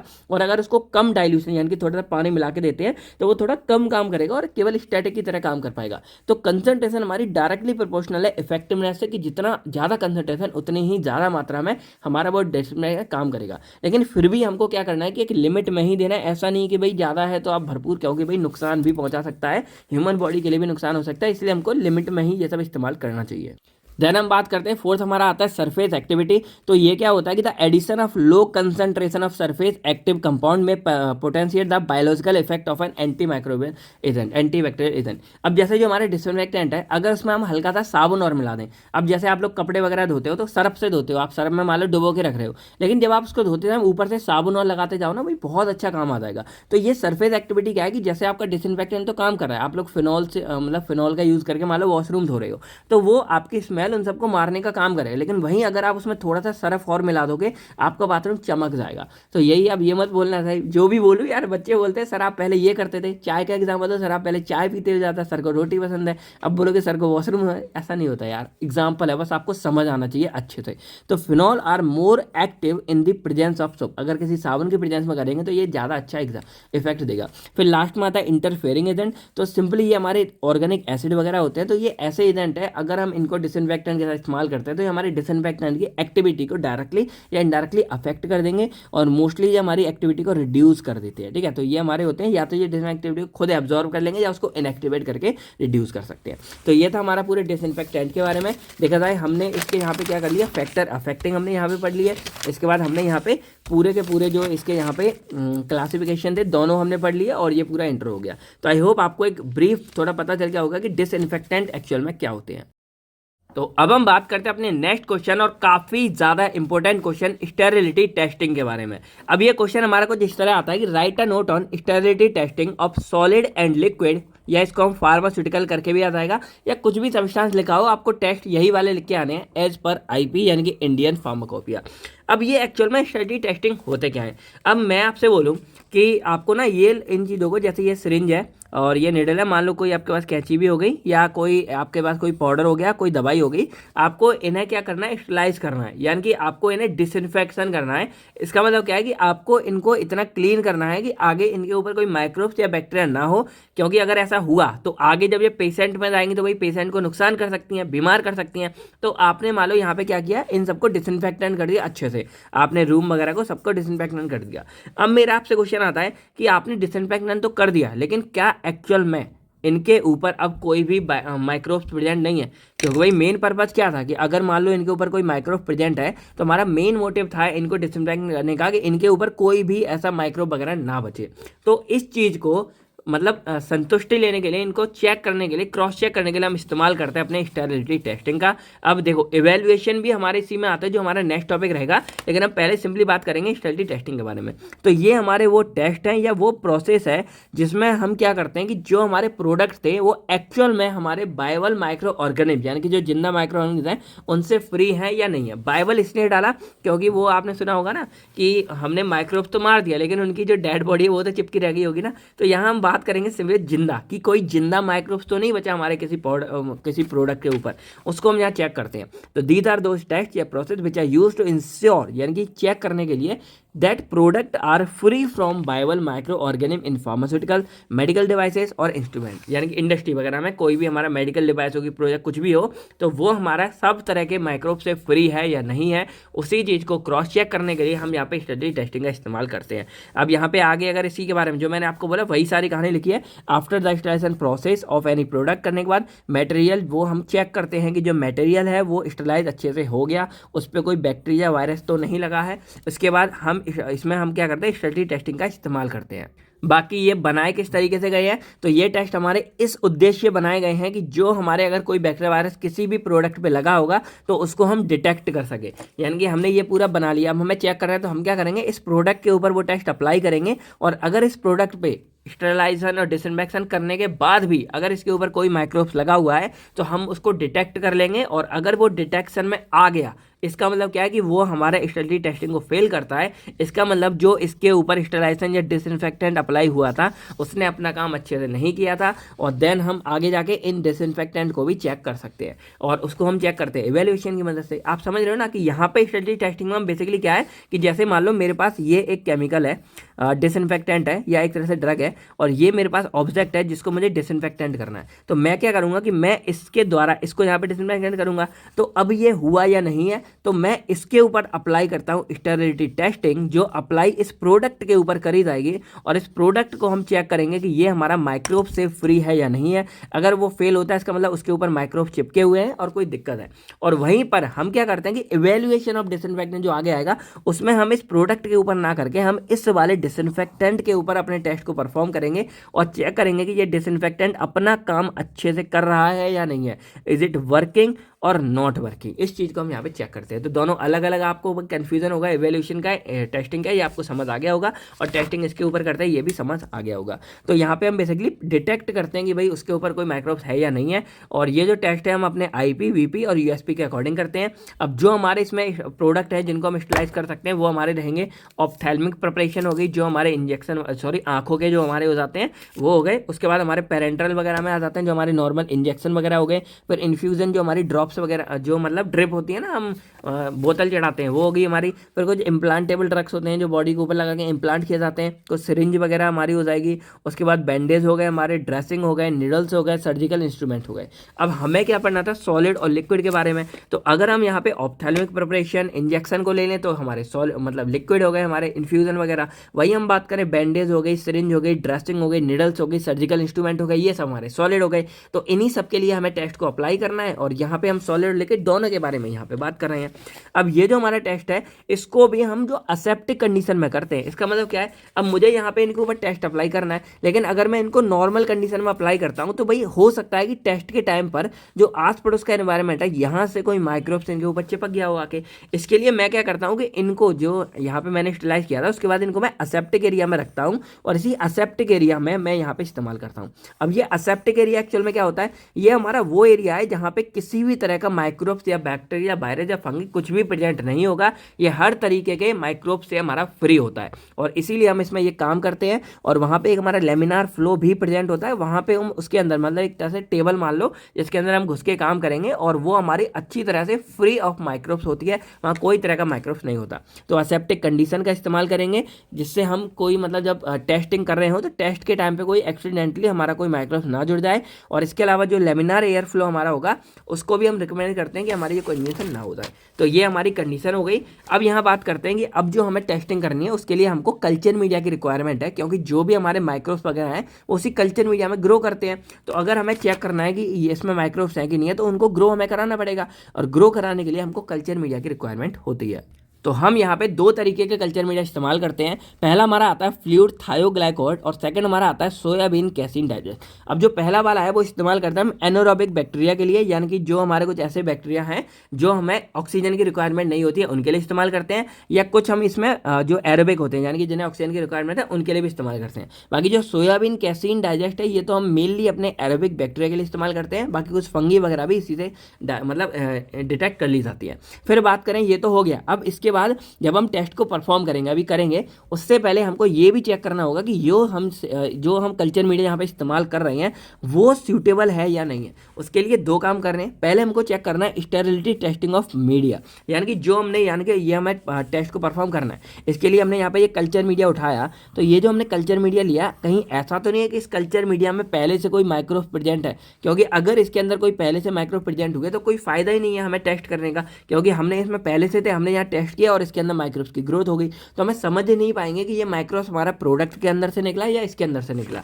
इसीलिए ये जरूरी है कि आपका जो कल्चर मीडिया हो वो ऑटो पहले से मतलब एकदम प्योर होना चाहिए, उसमें कोई माइक्रोब्स ना हो। सेकंड काम हम करते हैं ग्रोथ प्रमोशन टैग। अब इसमें क्या है कि जैसे ये जो हमारा जो कल्चर मीडिया लिया, ये इस काबिल है कि ये भाई इन माइक्रोब्स को ग्रोथ कर सकता है या नहीं है। अब चलो मैं एग्जांपल बताता हूँ। मैं क्या कहा कि मान लो मैं घर पे गया और मैं एक लाइट लेके आया, CFL मतलब एक लाइट लेके आया जो अभी मैं स्टडी टेबल लाने लेके आया। अब मैं घर आया, मैंने उसको लगाया, वो जली नहीं। मैंने एक दो स्विच में लगाया, वो जली नहीं। और मैं दुकान पे पहुंच गया, मैंने कहा भैया आपको ये जली नहीं रही है, तो दुकान वाले ने अपने बोर्ड पे लगाया, ये जल गई। अब बड़ा कन्फ्यूजन कि भाई हमारे उधर नहीं चली, इधर क्यों जल रही है। और जब घर आके हमने देखा तो पता चला कि जो हमारी लाइट थी वो लाइट ही नहीं थी, उस टाइम हम लोगों ने ध्यान नहीं दिया, लाइट थी नहीं और हमारे ये जल नहीं रहा। और हमें क्या लगा कि भाई इसमें कमी है। तो वही हो सकता है कि जैसे मान लो हम अपने इस प्रोडक्ट को इसके अंदर रख रहे हैं और चेक कर रहे हैं कि भाई ये ग्रो कर रहा है कि नहीं है। अब पता चला कि जो कल्चर मीडिया था उसमें दम ही नहीं थी कि वो हमारे माइक्रोब्स को ग्रो करवा पाए। और जब ग्रोथ होगी नहीं तो हमको लगेगा कि प्रोडक्ट हमारा साफ सुथरा था, लेकिन हो सकता है कि एक्चुअल में प्रोडक्ट में कोई माइक्रोब्स हो, क्योंकि हमने कल्चर मीडिया ऐसा चुनना होगा जो हमारे इस प्रोडक्ट मतलब माइक्रोब्स की ग्रोथ को कर सके, उसमें ये एबिलिटी भी ऑलरेडी होनी चाहिए। तो ये दो काम जब हम कंफर्म कर लेते हैं देन जाके हम अपने टेस्ट को परफॉर्म करते हैं। पहला हमारा कल्चर मीडिया प्योर होना चाहिए, दूसरा कल्चर मीडिया की ये एबिलिटी, ये ताकत होनी चाहिए, दम होनी चाहिए कि वो बैक्टीरिया को ग्रो करा सके। उसके बाद हम यहाँ देखें तो हमारे दो तरीके के कल्चर मतलब स्टेरिलिटी टेस्ट होते हैं। पहला हमारा आता है मेथड ए और दूसरा हमारा आता है मेथड बी। तो ये जो हमारे दो मेथड है, इसमें जो मेथड ए है इसका नाम होता है मेम्ब्रेन फिल्ट्रेशन और जो मेथड बी है वो हमारा होता है डायरेक्ट इनऑक्यूलेशन मेथड। तो बहुत ही सिंपल मेथड है, ऐसी कोई बड़ी चीज़ नहीं है। तो अगर हम बात करें अपने मेथड ए यानी कि मेम्ब्रेन फिल्ट्रेशन के बारे में, तो ये मोस्टली हमारा लिक्विड प्रोडक्ट के लिए इस्तेमाल किया जाता है। बाकी देखो वैसे भी हमारे जो सॉलिड वगैरह है ना, उनको भी इस तरह तैयार कर लिया जाता है कि उनका एक पार्ट लिक्विड में कन्वर्ट हो जाता है। तो जैसे हमारे कुछ ऑयल हो गए, ऑइंटमेंट हो गए या कुछ सॉल्युबल प्रोडक्ट हो गए, या हमारे कुछ सॉलिड भी हो जाते हैं जैसे कोई पाउडर वगैरह हो गया, तो उसको भी हम तैयार कर सकते हैं ना। अब बाकी सैंपल में स्टरलाइज लेके, तो इस तरह हम यहाँ पे अपने सैंपल को तैयार कर लेते हैं। अब जब सैंपल को तैयार कर लेंगे तो हम क्या करेंगे, सैंपल को यहाँ पे फिल्टर करते हैं। यहाँ पे जैसे हम लोग चाय वगैरह छानते हैं उसी तरह हमारे कुछ फिल्टर मेम्ब्रेन होते हैं। अब ये हम बहुत ही ज़्यादा बारीक यानी कि बहुत जो पतले वाले जो है ना, जिनका देखो कितना है 0.45 माइक्रोमीटर से भी कम के होंगे, उनको हम लेते हैं। इससे क्या होगा कि अगर कोई यहाँ पे बैक्टीरिया वायरस माइक्रोब्स होगा तो वो थोड़ा बहुत ही सही पर इसमें हल्का बहुत अटक जाएगा। तो हमें क्या करना है, देखो तरीका बहुत अलग है इसका। हम क्या करेंगे, जब हमने ये पूरा ले लिया उसके बाद क्या करेंगे, फिल्टर करने के बाद हमारे यहाँ बाकी निकल गया। अब जो ये हमारा हुआ ना, इसको हम दो टुकड़ों में यहाँ पे तोड़ देते हैं अपने, और इसको जब दो पार्ट में तोड़ देंगे इसके बाद हम क्या करेंगे, ये हमारे दो पीस आ गए। अब इनको हम दो अलग अलग कल्चर मीडिया में डालते हैं। तो कल्चर मीडिया 1 हमारा क्या था, फ्लूइड थायोग्लाइकोइड जो हमारा एनारोबिक बैक्टीरिया के लिए था, कुछ हमारे एरोबिक भी थे।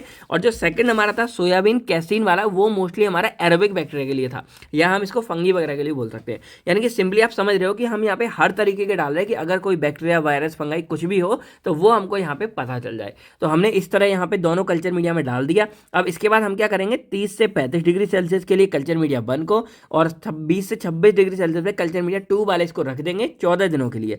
अब आपको क्या पता है कि अगर हमारा जो हमने सैंपल लिया था, अगर इसमें भाई कोई भी बैक्टीरिया या वायरस या माइक्रोब प्रेजेंट होगा तो उसको अगर हम यहाँ पे कल्चर मीडिया दे देंगे तो वो यहाँ धीरे धीरे ग्रो करना शुरू कर देगा। और हम क्या करेंगे, 14 दिन बाद हम यहाँ चेक करेंगे कि ये जो हमारा कल्चर मीडिया है इसमें कोई कॉलोनी वगैरह फॉर्म हुई है या नहीं हुई है। और अगर फॉर्म हुई है इसका मतलब क्या है कि वहाँ पे ग्रोथ हुई है, और अगर ग्रोथ हुई है तो हमारा ये स्टडी टेस्ट फेल हो जाएगा, मतलब प्रोडक्ट हमारा अच्छी तरह से क्या है, स्टरलाइज नहीं हुआ है, उसमें माइक्रोब प्रेजेंट है। और अगर इनमें कुछ भी नहीं दिखता है तो भाई अच्छे से हमारा पास हो जाएगा और हमारा खुशी खुशी राजी खुशी सब हो जाएगा। तो वही है कि एसेप्टिक हम फिल्ट्रेशन करेंगे मेम्ब्रेन फिल्टर से, उसको 2 पीस में कट करेंगे, फिर यहाँ पे अलग अलग कल्चर मीडिया में रख देंगे, उसके बाद उनको इंक्यूबेट कर देंगे, ऑब्जर्व करेंगे।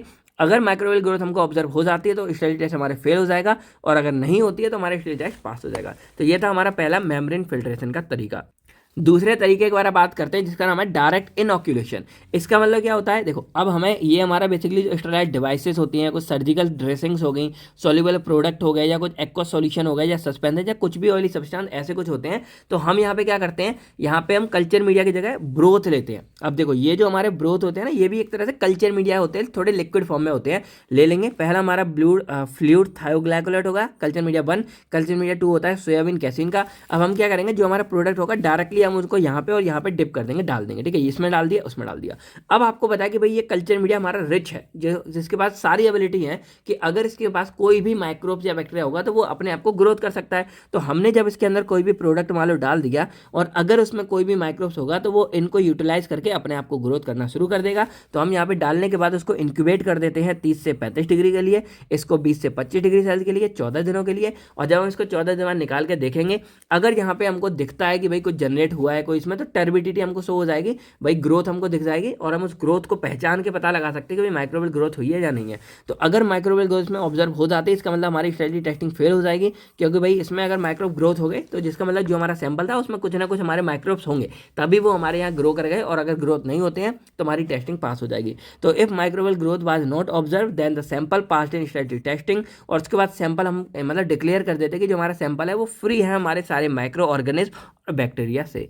तो आई होप आपको ये समझ आ गया होगा। अब ये मोस्टली देखो 10 मार्क्स में तो नहीं, लेकिन 7 या 5 मार्क्स में बहुत ज़्यादा क्वेश्चन आता है। तो यहाँ से आप ये पूरा इंट्रो लिखोगे, ये लिखोगे, 2 मेथड है भाई, ये लिखोगे, ये डायग्राम बना के आओगे, यहाँ तक लेके आओगे, ये देखा था तो लगभग 10 नंबर में भी आपका सूटेबल हो जाएगा। तो आई होप आपको ये समझ आ गया होगा। अब हमारा आज की इस वीडियो का लास्ट क्वेश्चन आता है, right a note on bacteriostatic and bacteriocidal disinfectant. अब इसमें कई बार देखो, हमेशा तो नहीं लेकिन कई बार आ जाता है कि भाई इनके मेथड और इवेल्युएशन भी आपको लिखने पड़ेंगे।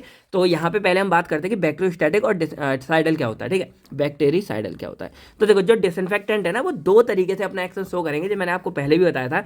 अब यहाँ पे क्या होता है कि जैसे मान लो ये हमारे पास बैक्टीरिया है, कुछ भी अगर मैं लेता हूँ, ये बैक्टीरिया है, तो अब जब हम इस पर डिसइंफेक्टेंट को अप्लाई करेंगे तो वो जब इसके ऊपर अप्लाई होगा तो 2 काम कर सकता है। एक क्या करेगा कि जो हमारे ये बैक्टीरिया है इसकी ग्रोथ को रोक दे, यानी कि अब ये अपने आप को मतलब ग्रोथ नहीं कर पाएगा, और जब ग्रोथ नहीं करेगा तो हमारी बॉडी में जाके कोई भी नुकसान नहीं पहुंचा पाएगा। तो जो ऐसे एंटी माइक्रोबियल एजेंट होते हैं जो हमारे क्या करते हैं, माइक्रो ऑर्गेनिज्म की ग्रोथ को इनहिबिट कर देते हैं या बैक्टीरिया की ग्रोथ को इनहिबिट कर देते हैं, उनको हम यहाँ पे बैक्टीरियोस्टैटिक बोलते हैं। अब देखो बैक्टीरियोस्टैटिक है तो ये मेनली हमारे बैक्टीरिया के बारे में बात की जा रही है, यानी कि ये बैक्टीरिया को मार नहीं रहे हैं बल्कि उसकी ग्रोथ को हमारे इनहिबिट कर देते हैं। अब इसके एग्जांपल हमारे आते हैं जैसे अल्कोहल हो गए या फिनॉल हो गए, तो ये हमारी बैक्टीरिया की ग्रोथ को इनहिबिट कर देते हैं। सेकंड हम बात करते हैं बैक्टीरियोसाइडल के बारे में। तो ये हमारे ऐसे एंटी माइक्रोबियल एजेंट हैं जो क्या करेंगे, बैक्टीरिया की ग्रोथ को तो रोके ही हैं भाई, वो तो रोकेंगे, लेकिन ये कैसे रोकते हैं, ये इस बैक्टीरिया को जड़ से मार देते हैं। और जब बैक्टीरिया मर जाएगा तो ना वो ग्रोथ कर पाएगा, ना ही बॉडी में कुछ नुकसान करेगा। तो ये थोड़ा ज़्यादा स्ट्रॉन्ग एक्शन हो गया। देखो किसी को रोक रहे हो आप वो अलग है, लेकिन किसी को जान से ही मार दोगे तो वो थोड़ा एक्सट्रीम एक्शन हो गया ना। तो ये हमारे क्या होते हैं, बहुत स्ट्रॉन्ग होते हैं, और इसीलिए इनको साइडल का मतलब होता है किल करना, और स्टैटिक का मतलब होता है स्टेट यानी कि रोक देना। तो इस तरह ये बैक्टीरियोसाइड हमारा रोकने मारने का काम करते हैं, स्टैटिक रोकने का काम करते हैं। तो we can say that they stop the growth of bacteria by killing them, उसको मार के काम करते हैं। एग्जांपल जैसे हमारा हाइड्रोजन पेरोक्साइड H2O2 हो गया, या हमारा जो ब्लीच होता है वो भी हमारे बैक्टीरिया को मारने का काम करता है। बाकी अब इसके अंदर एक क्वेश्चन आता है, वो हमारा आता है इवेल्युएशन ऑफ डिसइंफेक्टेंट वाला। तो आपको ये दिख रहा होगा, अब इसमें मोस्टली ये हमारा सारा कुछ है। तो देखो या तो मैं इसको वीडियो अटैच कर देता हूँ जो हमने पहले कवर किया था, क्योंकि ये बिल्कुल सेम है। देखो हर जो अंतर था, जो कुछ था मैंने आपको बता दिया, इसमें बिल्कुल सेम है। तो या तो मैं वीडियो अटैच कर दूंगा, आप लोग उसको देख लेना, या फिर जो आपका मतलब ऐप होगा ना, तो ऐप के अंदर आपको ये नेक्स्ट वीडियो के रूप में डाल दी जाएगी, वहां जाके आप इसको चेकआउट कर सकते हो।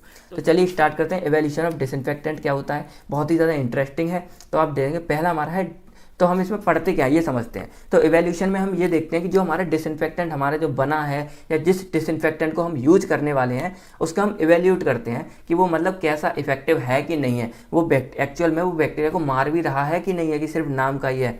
जैसे आप ये समझिए कि आपकी पूरी साल की स्टडी हो गई, उसके बाद आपके एग्ज़ाम भी हो गए, अब आपकी बारी आई है एग्ज़ाम चेक होने की। तो टीचर उसमें क्या चेक करके बताता है कि ये बच्चे ने जो पढ़ाई की है उसने सच में पढ़ाई की है कि पूरे साल बस बंक ही मारता रहा, और पढ़ाई की है तो कितने नंबर ले गया, मतलब कितना ज़्यादा होशियार है, कितना ज़्यादा टैलेंटेड है, कितना ज़्यादा टॉपर है। ये सब चीज़ें हम क्या किससे पता लगाते हैं, इवैल्यूएशन से। तो हम यहाँ पे डिसइंफेक्टेंट की वही इवैल्यूएशन के द्वारा पता लगाते हैं। पहला हमारा सिंपल है ट्यूब डाइलेशन या अगार प्लेट मेथड। इन दो मेथड में हम करते क्या है कि जो हमारा मेन केमिकल एजेंट है उसको हम क्या करते हैं, न्यूट्रिशन ब्रोथ या हमारा जो अगार मीडियम है उसके साथ हम क्या करते हैं, इनोकुलेट कर देते हैं टेस्ट माइक्रो ऑर्गेनिज्म के साथ। जैसे आप ये समझिए, ये हमारा एक कल्चर मीडिया पूरा है अगार प्लेट, और ये हमारे न्यूट्रिशन ब्रोथ है। ब्रोथ आप समझिए, ब्रोथ होता है हमारा लिक्विड में जिसको हम ऐसे रखते हैं, ठीक है। अब हमारा जो केमिकल एजेंट है मेन या डिसइंफेक्टेंट, जिसको हमें टेस्ट करना है इसकी क्वालिटी को, और यहाँ पे हमारा बैक्टीरिया, तो इस बैक्टीरिया को हम इसमें डाल देंगे और जो हमारा डिसइंफेक्टेंट उसको इसमें डाल देते हैं और इनको इनोक्यूलेट कर लेते हैं, मतलब तैयार हो गया पूरा। फिर इसके बाद हम इनऑक्यूबेशन में रख देते हैं, मतलब इसको ग्रोथ करने के लिए टाइम देते हैं। तो 30 से 35 डिग्री सेल्सियस पे 2 से 3 दिन के लिए हम इसको रख देते हैं। इसके बाद हम जब इसको बाहर निकालते हैं 2 या 3 दिन बाद, उसके बाद हम इसमें देखते हैं कि कैसा इफेक्ट आया है। तो उसको हम स्टैंडर्ड के साथ, एक हमारा स्टैंडर्ड हमने बना रखा है, उसके साथ हम कंपेयर करते हैं। तो जैसे हमारी ये स्लाइड जो हमारी ये लिक्विड में आई है, तो यहाँ हम ये देखते हैं कि इसकी टर्बिडिटी देखते हैं हम यहाँ। तो टर्बिडिटी अगर ये हमारे बिल्कुल क्लियर है, जैसे टर्बिडिटी इसमें नहीं आई, तो हम कहते हैं कि जो हमारा डिसइंफेक्टेंट है वो बहुत ही ज़्यादा इफेक्टिव है और उसने एक भी बैक्टीरिया को ग्रो नहीं होने दिया। थोड़ी स्लाइड टर्बिड है, मतलब कम इफेक्टिव है, यहाँ और कम इफेक्टिव है, यहाँ बिल्कुल ही इफेक्टिव नहीं है, इतना बेकार सा, मतलब फेल हो गया, ये समझिए। यहाँ पर मतलब सारे के सारे बैक्टीरिया हमारे आ गए। फिर हम इसमें इसी प्रकार देते हैं, एक भी कॉलोनी फॉर्म नहीं होती है, इसका मतलब बैक्टीरिया बहुत ज़्यादा इफेक्टिव। जो हमारा डिसइंफेक्टेंट है वो इफेक्टिव है, थोड़ी हो गई अप्रॉक्स 100 है कॉलोनी, तो मतलब कम इफेक्टिव है, यहाँ और कम इफेक्टिव है, यहाँ मतलब बेकार ही है बिल्कुल डिसइंफेक्टेंट, एक भी हमारे बैक्टीरिया को रोक नहीं पाया ग्रोथ को। तो ये हमारा पहला हो गया इवैल्यूएशन वाला। दूसरा हम देखते हैं अपना कंप्लीट मेथड। इसमें हमारा सिंपल क्या होता है कि हम जो हमारी एक हम लेते हैं पूरा अपना न्यूट्रिशन अगार, जैसे आप ये देखिए, एक हमने जो हमारे लिए स्टेराइल पेट्री प्लेट, और हम करते क्या है इसमें डालने के लिए, पहले हम लेते हैं अगार, इसको हम क्या कर लेते हैं, मेल्ट कर लेते हैं। मेल्ट के लिए हम 70-80 डिग्री करीब करते हैं। उसके बाद हम इसमें माइक्रो ऑर्गेनिज्म जो हमारे होते हैं उसको हम इसमें मिला लेते हैं, और 40-45 पे हम इसको जब कूल करते हैं, मतलब तो पूरा जमता नहीं है एकदम, मतलब बिल्कुल सॉलिड नहीं होता, फिर हम इसको डाल देते हैं इस पेट्री प्लेट्स में, पूरा ऐसे ऐसे बिछा देते हैं, पूरा इनोकुलेट पूरा बिछा देते हैं। उसके बाद इसको जब ये सॉलिडिफाई हो जाता है, सॉलिडिफाई जैसे ही हो जाता है, जम जाता है अच्छे से, हम इसमें होल बनाते हैं। तो होल कर लेते हैं लगभग हम 9 mm डायमीटर के, मतलब जो हमारा ये जो डायमीटर है वो हमारा 9 mm के करीब होता है। इसके बाद हम ये होल बना लेते हैं। उसके बाद जो हमारा एंटी माइक्रोबियल एजेंट है, जिसको हमें मतलब वो करना है, चेक करना है, उसको हम इन होल के अंदर डाल देते हैं, सब में भर देते हैं अच्छे से। फिर हम इसको रख देते हैं 30 से 35 डिग्री सेल्सियस पे 2 से 3 दिन के लिए। उसके बाद हम देखते हैं कि मतलब इसने कितना, अगर ये जैसे यहाँ पे ये इफेक्टिव जितना ज़्यादा होगा वो उतने ज़्यादा एरिया के बैक्टीरिया को ग्रो करने से रोक लेता है। जैसे ये देखिए, यहाँ ये हमारे होल थे, तो इसमें जो हमने डाला था एंटी माइक्रोबियल एजेंट, वो उसने इतने एरिया के, यहाँ के एरिया के जो हमारे माइक्रो जो बैक्टीरिया है उनको ग्रो करने से रोक दिया। इसने यहाँ के रोके, इसने इतने रोके, तो ये हमारा जोन ऑफ इनहिबिशन है, मतलब यहाँ पे हमारा बैक्टीरिया ग्रो नहीं करेगा। तो ये जितना ज़्यादा हाई होगा, हम कहेंगे हमारा जो डिसइंफेक्टेंट है, जो एंटी माइक्रोबियल एजेंट है, वो उतना ही ज़्यादा इफेक्टिव है। अब हमारा तीसरा है फिनॉल कॉफिशिएंट मेथड। तो ये हमारा इंपॉर्टेंट है और एग्जाम में इसको डायरेक्टली नाम से भी पूछ लेते हैं कि write down the phenol coefficient method for evolution of disinfectant. तो चलिए हम सबसे पहले इसको समझते हैं क्या है ये हमारा। तो इट इज़ अ केमिकल, मतलब इसमें क्या है, in this method a test chemical, जो हमारा जो डिसइंफेक्टेंट मैन है, is rated for its microcidal properties. इसमें हम माइक्रोसाइडल मतलब उसकी माइक्रोब्स को मारने की जो कैपेसिटी है, उस चीज़ को हम यहाँ पे पता लगाते हैं, किसके द्वारा, हम फिनॉल के साथ कंपेयर करके। तो फिनॉल हमारा जो है वो मतलब स्टार्टिंग का एक डिसइंफेक्टेंट है, जिसको हम एज ए स्टैंडर्ड यहाँ पे यूज करते हैं। तो यहाँ हो क्या रहा है, इसमें जो माइक्रो ऑर्गेनिज्म यूज करेंगे वो हमारा होगा सैल्मोनेला टाइफी, स्टेफिलोकोकस एरियस और हमारा सूडोमोनास एरोगिनोसा। तो ये सब हमारे कुछ है। इसके बाद इसमें हम 2 टेस्ट अप्लाई करते हैं। पहला हमारा है राइडियल वॉकर टेस्ट, RW टेस्ट बोलते हैं। दूसरा हमारा है चिक मार्टिन टेस्ट, CM टेस्ट। इसमें और भी टेस्ट होते हैं, हम इन 2 को जो हमारे इंपॉर्टेंट है इनको हम यहाँ पे कवर करेंगे। पहला हमारा है the phenol coefficient of test disinfectant may be calculated by Rideal Walker test. तो हम यहाँ पे पहली बात फिनॉल कॉफिशिएंट को निकालेंगे इस टेस्ट में, जिसकी हेल्प से हम यहाँ पे जो डिसइंफेक्टेंट है उसकी इफेक्टिवनेस का पता लगाएंगे, और इसको हम पता लगाते हैं राइडियल वॉकर टेस्ट के जरिए। तो इस टेस्ट में हम यूज़ क्या कर रहे हैं, राइडियल वॉकर ब्रोथ, जो हमारी ब्रोथ होती है, और दूसरी हम यहाँ यूज़ कर रहे हैं सैल्मोनेला टाइफी। जैसे आप ये समझिए कि ये हमारा एक ब्रोथ है जिसको हम बोल रहे हैं राइडियल RW ब्रोथ बोलते हैं, और इसमें हमने माइक्रो ऑर्गेनिज्म जो यूज़ किया वो हमारा है सैल्मोनेला टाइफी। अब हम इसका प्रोसीजर समझते हैं क्या कहता है कि सबसे पहले है different dilution of the test disinfectant and phenol are prepared and 5 ml of each dilution is inoculated with 0.5 ml of 24 hour growth culture of the organism. तो ये कहना चाहते हैं कि सबसे पहले हमें जो फिनॉल है और जो हमारा टेस्ट डिसइंफेक्टेंट है, इन दोनों को हमको क्या करना पड़ेगा, प्रिपेयर करना पड़ेगा डाइल्यूट करके। तो हम इनको क्या करते हैं, 4 अलग अलग वे में प्रिपेयर करते हैं। हमारा फिनॉल प्रिपेयर होगा पहले कि हम फिनॉल का 1 पार्ट 100 ml वाटर में, मतलब यहाँ डाइल्यूट कर रहे हैं तो वाटर होगा, वाटर में हम इसको मिक्स करेंगे। फिर हम एक यहाँ पे 1/120 करेंगे, जहाँ 120 पार्ट में 1 ml, मतलब 1 पार्ट फिनॉल का मिलाएंगे। आप इनको पार्ट वाइज समझिए। फिर यहाँ हम मिलाते हैं 1/140, यहाँ हम मिलाते हैं 1/160। फिर हम इसी में टेस्ट डिसइंफेक्टेंट को समझते हैं, यहाँ बोलते हैं 1/1000, 1/1200, 1/14 एंड 1/600। तो हमको करना क्या था, ये हमने डाइल्यूट किया। अब इसके बाद हमको इस डाइल्यूशन का मात्र 5 ml लेना था हमको, अपने जो हमारे यहाँ पे ट्यूब लेते हैं इसमें।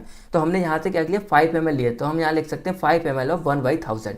हमने इसमें 5 ml लिया, इसमें 5 ml, मतलब हमने सबका 5 ml इसमें ले लिया। तो हमारा यहाँ तक हो गया कि हमने 5 ml ले लिया। फिर इसको हम इनऑक्यूलेटेड करेंगे 0.5 ml ऑफ माइक्रो ऑर्गेनिज्म के साथ। तो इनऑक्यूलेटेड का मतलब क्या है कि हम इसको तैयार कर रहे हैं पूरे उसको। तो हमने यहाँ पे जो हमारा 0.5 ml माइक्रो ऑर्गेनिज्म है इसको ले लिया, और ये हमारा जो ऑर्गेनिज्म है ये हमारा 24 आवर पहले कल्चर मीडिया में रखा हुआ होना चाहिए, मतलब 24 आवर पुराना होना चाहिए, एक दिन पुराना कल्चर मीडिया में।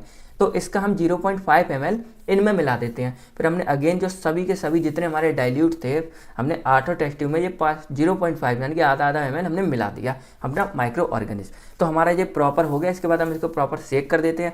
फिर इसको हम मिलाने के लिए अच्छे से क्या करते हैं, इन सभी टेस्ट ट्यूब को हम क्या करते हैं, वाटर बॉथ में 17.5 डिग्री सेल्सियस पर रख देते हैं, जिससे ये अच्छे से मिक्स हो जाए। और फिर इसको ये रखने के बाद हमारा तीसरा काम क्या होता है कि हम क्या करते हैं, अब हमारा मेन काम है कि हम इसको टेस्ट कैसे करेंगे।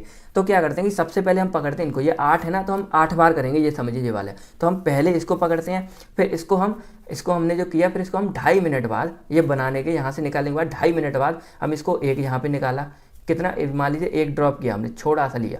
फिर 2.5 मिनट के 5 मिनट बाद हमने यहाँ पे लिया ये वाला 1 ml, आप समझ लीजिए। फिर हमने 5 ml 7.5 मिनट बाद हमने इसी का 7.5 मिनट बाद यहाँ पे लिया। फिर हमने 10 मिनट बाद इसको यहाँ पे लिया। तो ये हमने ली पहली स्लाइड का, पहली जो हमारा ये था टेस्ट ट्यूब इसका। फिर हम अगेन जो हमारा 1/120 का, इसका हम सेम ऐसे ही करेंगे, 2.5 मिनट बाद यहाँ, फिर 5 मिनट बाद यहाँ, फिर 7.5 मिनट बाद यहाँ, फिर 10 मिनट बाद वहाँ। फिर हम अगेन जो इस वाली इसका साथ में हम यही करेंगे कि 2.5 मिनट बाद हम यहाँ, फिर 5 मिनट बाद दूसरे पे, फिर 7.5। लेकिन ये हम अलग अलग लेने हैं, एक में नहीं मिलाना है फ्रेंड, ये अलग अलग लेनी है। मतलब इसके लिए अलग आएंगे 4, इसके लिए हमारे अलग आएंगे 4, इसके लिए हमारे ये अलग आएंगे 4, इसके लिए अलग आएंगे। तो ऐसे कर करके हम ये सभी का ऐसे करके बना लेते हैं। इसके बाद हम इसको इनक्यूबेट, मतलब फिर हम सभी पेट्री डिश जो हमारी बनाई है उसको हम 37 डिग्री सेल्सियस पर 2 से 3 दिन के लिए रख देते हैं एग्जामिन करने के लिए इनक्यूबेशन में। उसके बाद जब हमारा वो निकल के आता है तब हम उसमें देखते हैं कि हमारी किस में कितनी ग्रोथ हुई है। तो हम ग्रोथ देखने के लिए हम क्या करते हैं, यहाँ पे हमने एक टेबल बना लिया, अभी आप समझ लीजिए कैसे। तो ये हमारा टेस्ट डिसइंफेक्टेंट है, ये हमारा फिनॉल का है। तो टेस्ट डिसइंफेक्टेंट में क्या था, हमारे डाइल्यूट क्या था, 1/1000, 1/2000, 1/3000, 1/4000, ये हमारे यहाँ पे डाइल्यूट थे। ठीक है फ्रेंड्स। और जो हमारे ये हैं फिनॉल वाले हैं, इसमें हमारे थे 1/80, 1/100, 1/120, 1/140, ये हमारे थे यहाँ पे डाइल्यूट। तो हम क्या करते हैं, हम देखते हैं 2.5 मिनट बाद जो हमारा 1000 का था वो हमारा प्लस का मतलब यहाँ है कि जो हमारी ग्रोथ है वो हो चुकी है, और माइनस का मतलब है जो हमारी ग्रोथ है वो नहीं हुई है। तो 2.5 मिनट बाद तो हमारी सब में ग्रोथ हो गई, मतलब जितने थे सब ने ग्रोथ दिखाई। फिर क्योंकि टाइम लगता है ना थोड़े डिसइंफेक्टेंट को भी मारने में, फिर हमारा जो 5-5 मिनट बाद हमने किए थे उसमें हमारा जो 1/1000 का उसने ग्रोथ नहीं हुई है, और जो 1/80 का उसमें ग्रोथ नहीं हुई, बाकी सब में हो गई है। फिर हमारे 7.5 मिनट बाद देखते हैं तो हमारी 1/1000 और 1/, मतलब स्टार्टिंग की 2 ट्यूब में हमारी नहीं हुई है और लास्ट की 2 में हो गई। यही सेम इसमें हुआ है, 2 में हुई है, 2 में नहीं हुई। और लास्ट वाली में हम देखते हैं कि लास्ट वाली में 10 मिनट हो गई, मतलब टाइम 10 मिनट हो चुका है। तो हमारी जो शुरुआत की 3 थी जिसमें हमारा डाइल्यूट कम है 1000, 2000, 3000, उसमें ग्रोथ नहीं हुई है, लास्ट वाली में हो चुकी है। वही सेम इसमें हुआ है। तो अब हम पता कैसे लगाते हैं, तो हम इसमें देखते हैं राइट जो RAW कॉफिशिएंट है, RW कॉफिशिएंट, इसको देखते हैं। तो ये हमारा कहता है कि सबसे पहले वो डाइल्यूशन देखो टेस्ट डिसइंफेक्टेंट का, TD का, जो हमारा 7.5 पे किल हो जाता है लेकिन 5 पे किल नहीं होता। तो ऐसी हमारी कंडीशन क्या है, 7.5 पे किल मतलब नेगेटिव, 5 पे किल नहीं मतलब पॉजिटिव। तो हमारा ये कितना है 1/2000, मतलब यहाँ हमारा निकल के आता है 2000। फिर हमारा नीचे क्या है, डाइल्यूशन ऑफ फिनॉल किलिंग इन, वही सेम है। तो हमारे यहाँ 7.5 पे किल नहीं हो चुका है और 5 पे नहीं हुआ है। इसका डाइल्यूशन कितना है 100। तो हम क्या करते हैं, फिर इनको हम यहाँ पे पुट करते हैं वैल्यू को, और हम वैल्यू को पुट करने के बाद हम यहाँ देखते हैं हमारा 20 आया। तो हमारी जो कंडीशन होती है वो ये होती है कि अगर 1 आती है तो हमारा जो इफेक्टिवनेस है डिसइंफेक्टेंट की वो फिनॉल के बराबर है, और 1 से कम आती है मतलब जो फिनॉल है उसका इफेक्टिव कम है जो हमारा डिसइंफेक्टेंट है वो, और अगर 1 से ज़्यादा आती है तब हम कहते हैं जो हमारा डिसइंफेक्टेंट है वो फिनॉल से भी ज़्यादा इफेक्टिव है। तो यहाँ पे हमारी 20 है, मतलब ये 20 टाइम्स मोर ग्रेटर इफेक्टिवनेस है किससे ज़्यादा, फिनॉल से। तो यहाँ पे हम ऐसे पता लगाते हैं। दूसरा हमारा है चिक मार्टिन टेस्ट, ये भी हमारा सेम इसी की तरह हम इसको पूरा तैयार करते हैं। इसमें डिफरेंस क्या है कि this types of test done in control amount of organic matter. यहाँ हमने क्या यूज किया था, डिसइंफेक्टेंट प्लस ऑर्गेनिज्म, और इसको हमने डाइल्यूट किया था वाटर के साथ, लेकिन यहाँ डाइल्यूट किया उसके बाद हमने रखा था सिंपल, और इसमें ऑर्गेनिक यहाँ पे वर्ड आ जाए ना, वहाँ आप समझिए ईस्ट का यूज़ करते हैं हम यहाँ पे, तो हम सस्पेंशन ऑफ ईस्ट का यहाँ पे यूज़ करेंगे। इसके बाद हम इसमें किया कुछ नहीं है, बाकी सारा कुछ सेम ही है जो हमारा पहला था उसकी तरह। हम देख लेते हैं इसमें हमारा डिफरेंस क्या है। तो जैसे हमारा डिफरेंस ये है कि हमने जो वहाँ पे सिर्फ वाटर यूज़ किया था, यहाँ हम organic matter plus water in दोनों को हमने यूज किया, और हमारा यहाँ पे बना 3% सस्पेंशन। हमने इसको यूज करने के बाद जो हमारा कॉम्बो बना, जो पूरा सॉल्यूशन बना मिक्सचर, उसका हमने मात्र 3% यहाँ पे ले लिया, और जो ये हमारा मिक्सचर है ऑर्गेनिक मैटर में हमने ईस्ट का यूज किया है।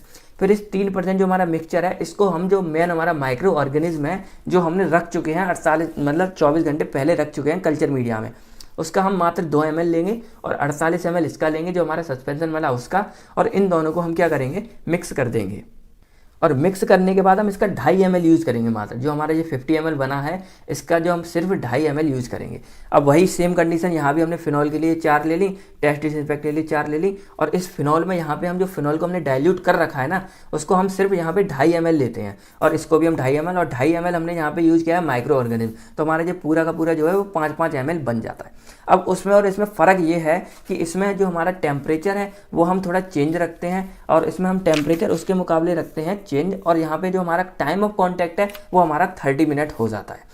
तो यही हमारा सिंपल यहाँ पे है। तो हमारे यहाँ पे जो टाइम है वो जो हमारा टेम्परेचर है वो 20 डिग्री सेल्सियस है, और जो टाइम है एक्सपोजर टाइम वो हमारा 30 मिनट है। तो हमने यहाँ पे ये रख लिया, उसके बाद 30 मिनट के लिए हम इनको दोनों को सेक होने देते हैं। उसके बाद हम इसको क्या करते हैं, इनएक्टिवेट लूप जो हम इसके वही काम हम करेंगे, इसको हम दोबारा ले लेंगे उस पर स्लाइडों पे।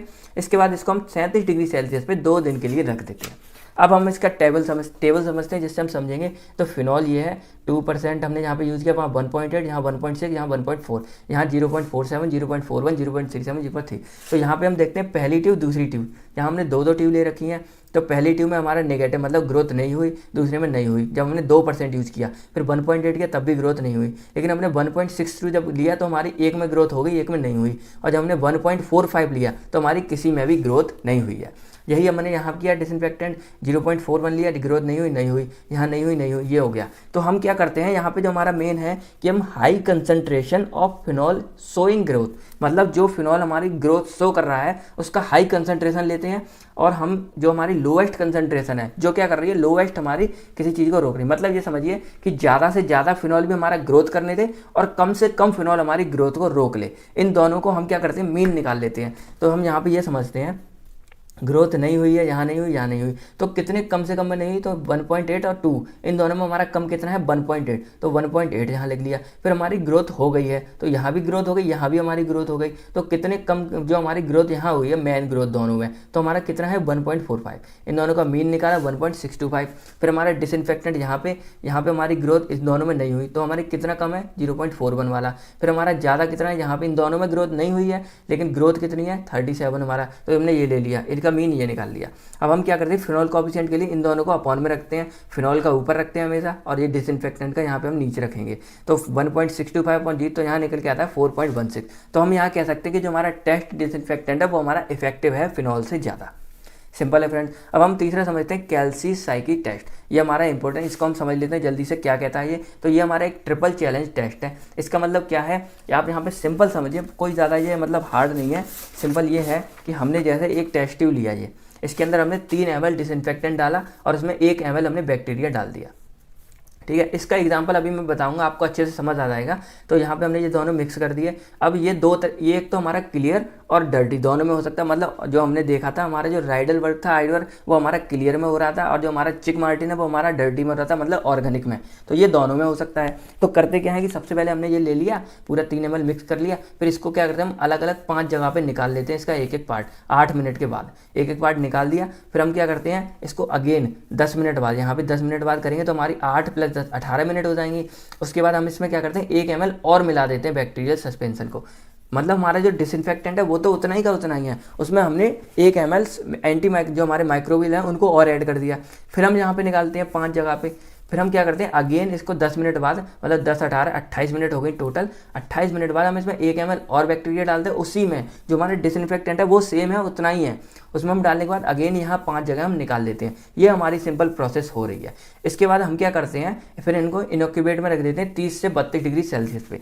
इसके बाद हम इसमें मेन ग्रोथ ये देखते हैं कि जो हमारा टेस्ट डिसइंफेक्टेंट है यहाँ पे, वो पास तब होगा जब जो हमारे ये वाले जो बैक्टीरिया हैं, ये इसमें हमारी पहली और दूसरी 2 स्टेप थी, और दोनों स्टेप में मिनिमम हमारे 3 जो है, इसमें हमारा जो है मरना चाहिए। जो हमारे बैक्टीरिया हैं वो मरने चाहिए, ग्रो नहीं होने चाहिए। मिनिमम 3 में, 2 में हो सकते हैं लेकिन 3 में मिनिमम वो ग्रो नहीं होना चाहिए। तब हम कहते हैं ये पास है, और अगर ऐसा नहीं होता है तो हम कहेंगे कि ये फेल है। इसमें किसी को हम कंपेयर नहीं करते, सिंपल ये। अब इसका एक जनरल एग्जाम्पल ये समझिए कि आपने अपने कपड़े मतलब सर्फ के पानी में डुबो के रखे हैं कि आप कल धोगे, फिर आपने वो कपड़े निकाल के धो लिए। अब जो पानी बचा है कपड़े धोने के बाद, जो हमारा सर्फ का पानी बचा हुआ है, उसको अगर हम दोबारा और मतलब नए कपड़े जो गंदे हैं उसको हम इसमें धोएं तो हमारा वो कितना ज़्यादा मतलब साफ करेगा। फिर हम अगेन उसी जो हमारा बचा हुआ पानी उसको हम फेंक नहीं रहे हैं, उसमें हम फिर से कपड़े धोने लग गए।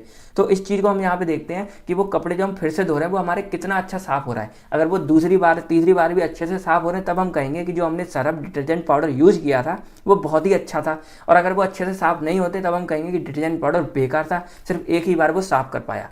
तो यही यहाँ पे होता है। तो आई होप हमारा सारा कुछ, आई होप आपको सब समझ आ गया होगा। बाकी अब बताओ भाई लोग, आपको वीडियो कैसी लगी, सब कुछ समझ आया कि नहीं आया? सारा सिलेबस भी आपका लगभग हो गया, और यहाँ पे इंपॉर्टेंट क्वेश्चन भी आपके कवर हो गए। तो मैं आकाश कुमार मिलता हूँ आपसे बहुत नेक्स्ट वीडियो में। आपको इसकी PDF चाहिए होगी, आप केवाई फार्मा ऐप के अंदर इसको देख सकते हो। बाकी जो अब इसके आगे की 4th और 5th यूनिट होंगी वो आपको ऐप के अंदर ही देखने को मिलेगी। तो मिलते हैं हम आपसे बहुत नेक्स्ट वीडियो में। तो man thank you, take care, अपना अपनी फैमिली का ख्याल रखिएगा। बाय बाय दोस्तों, जय हिंद दोस्तों।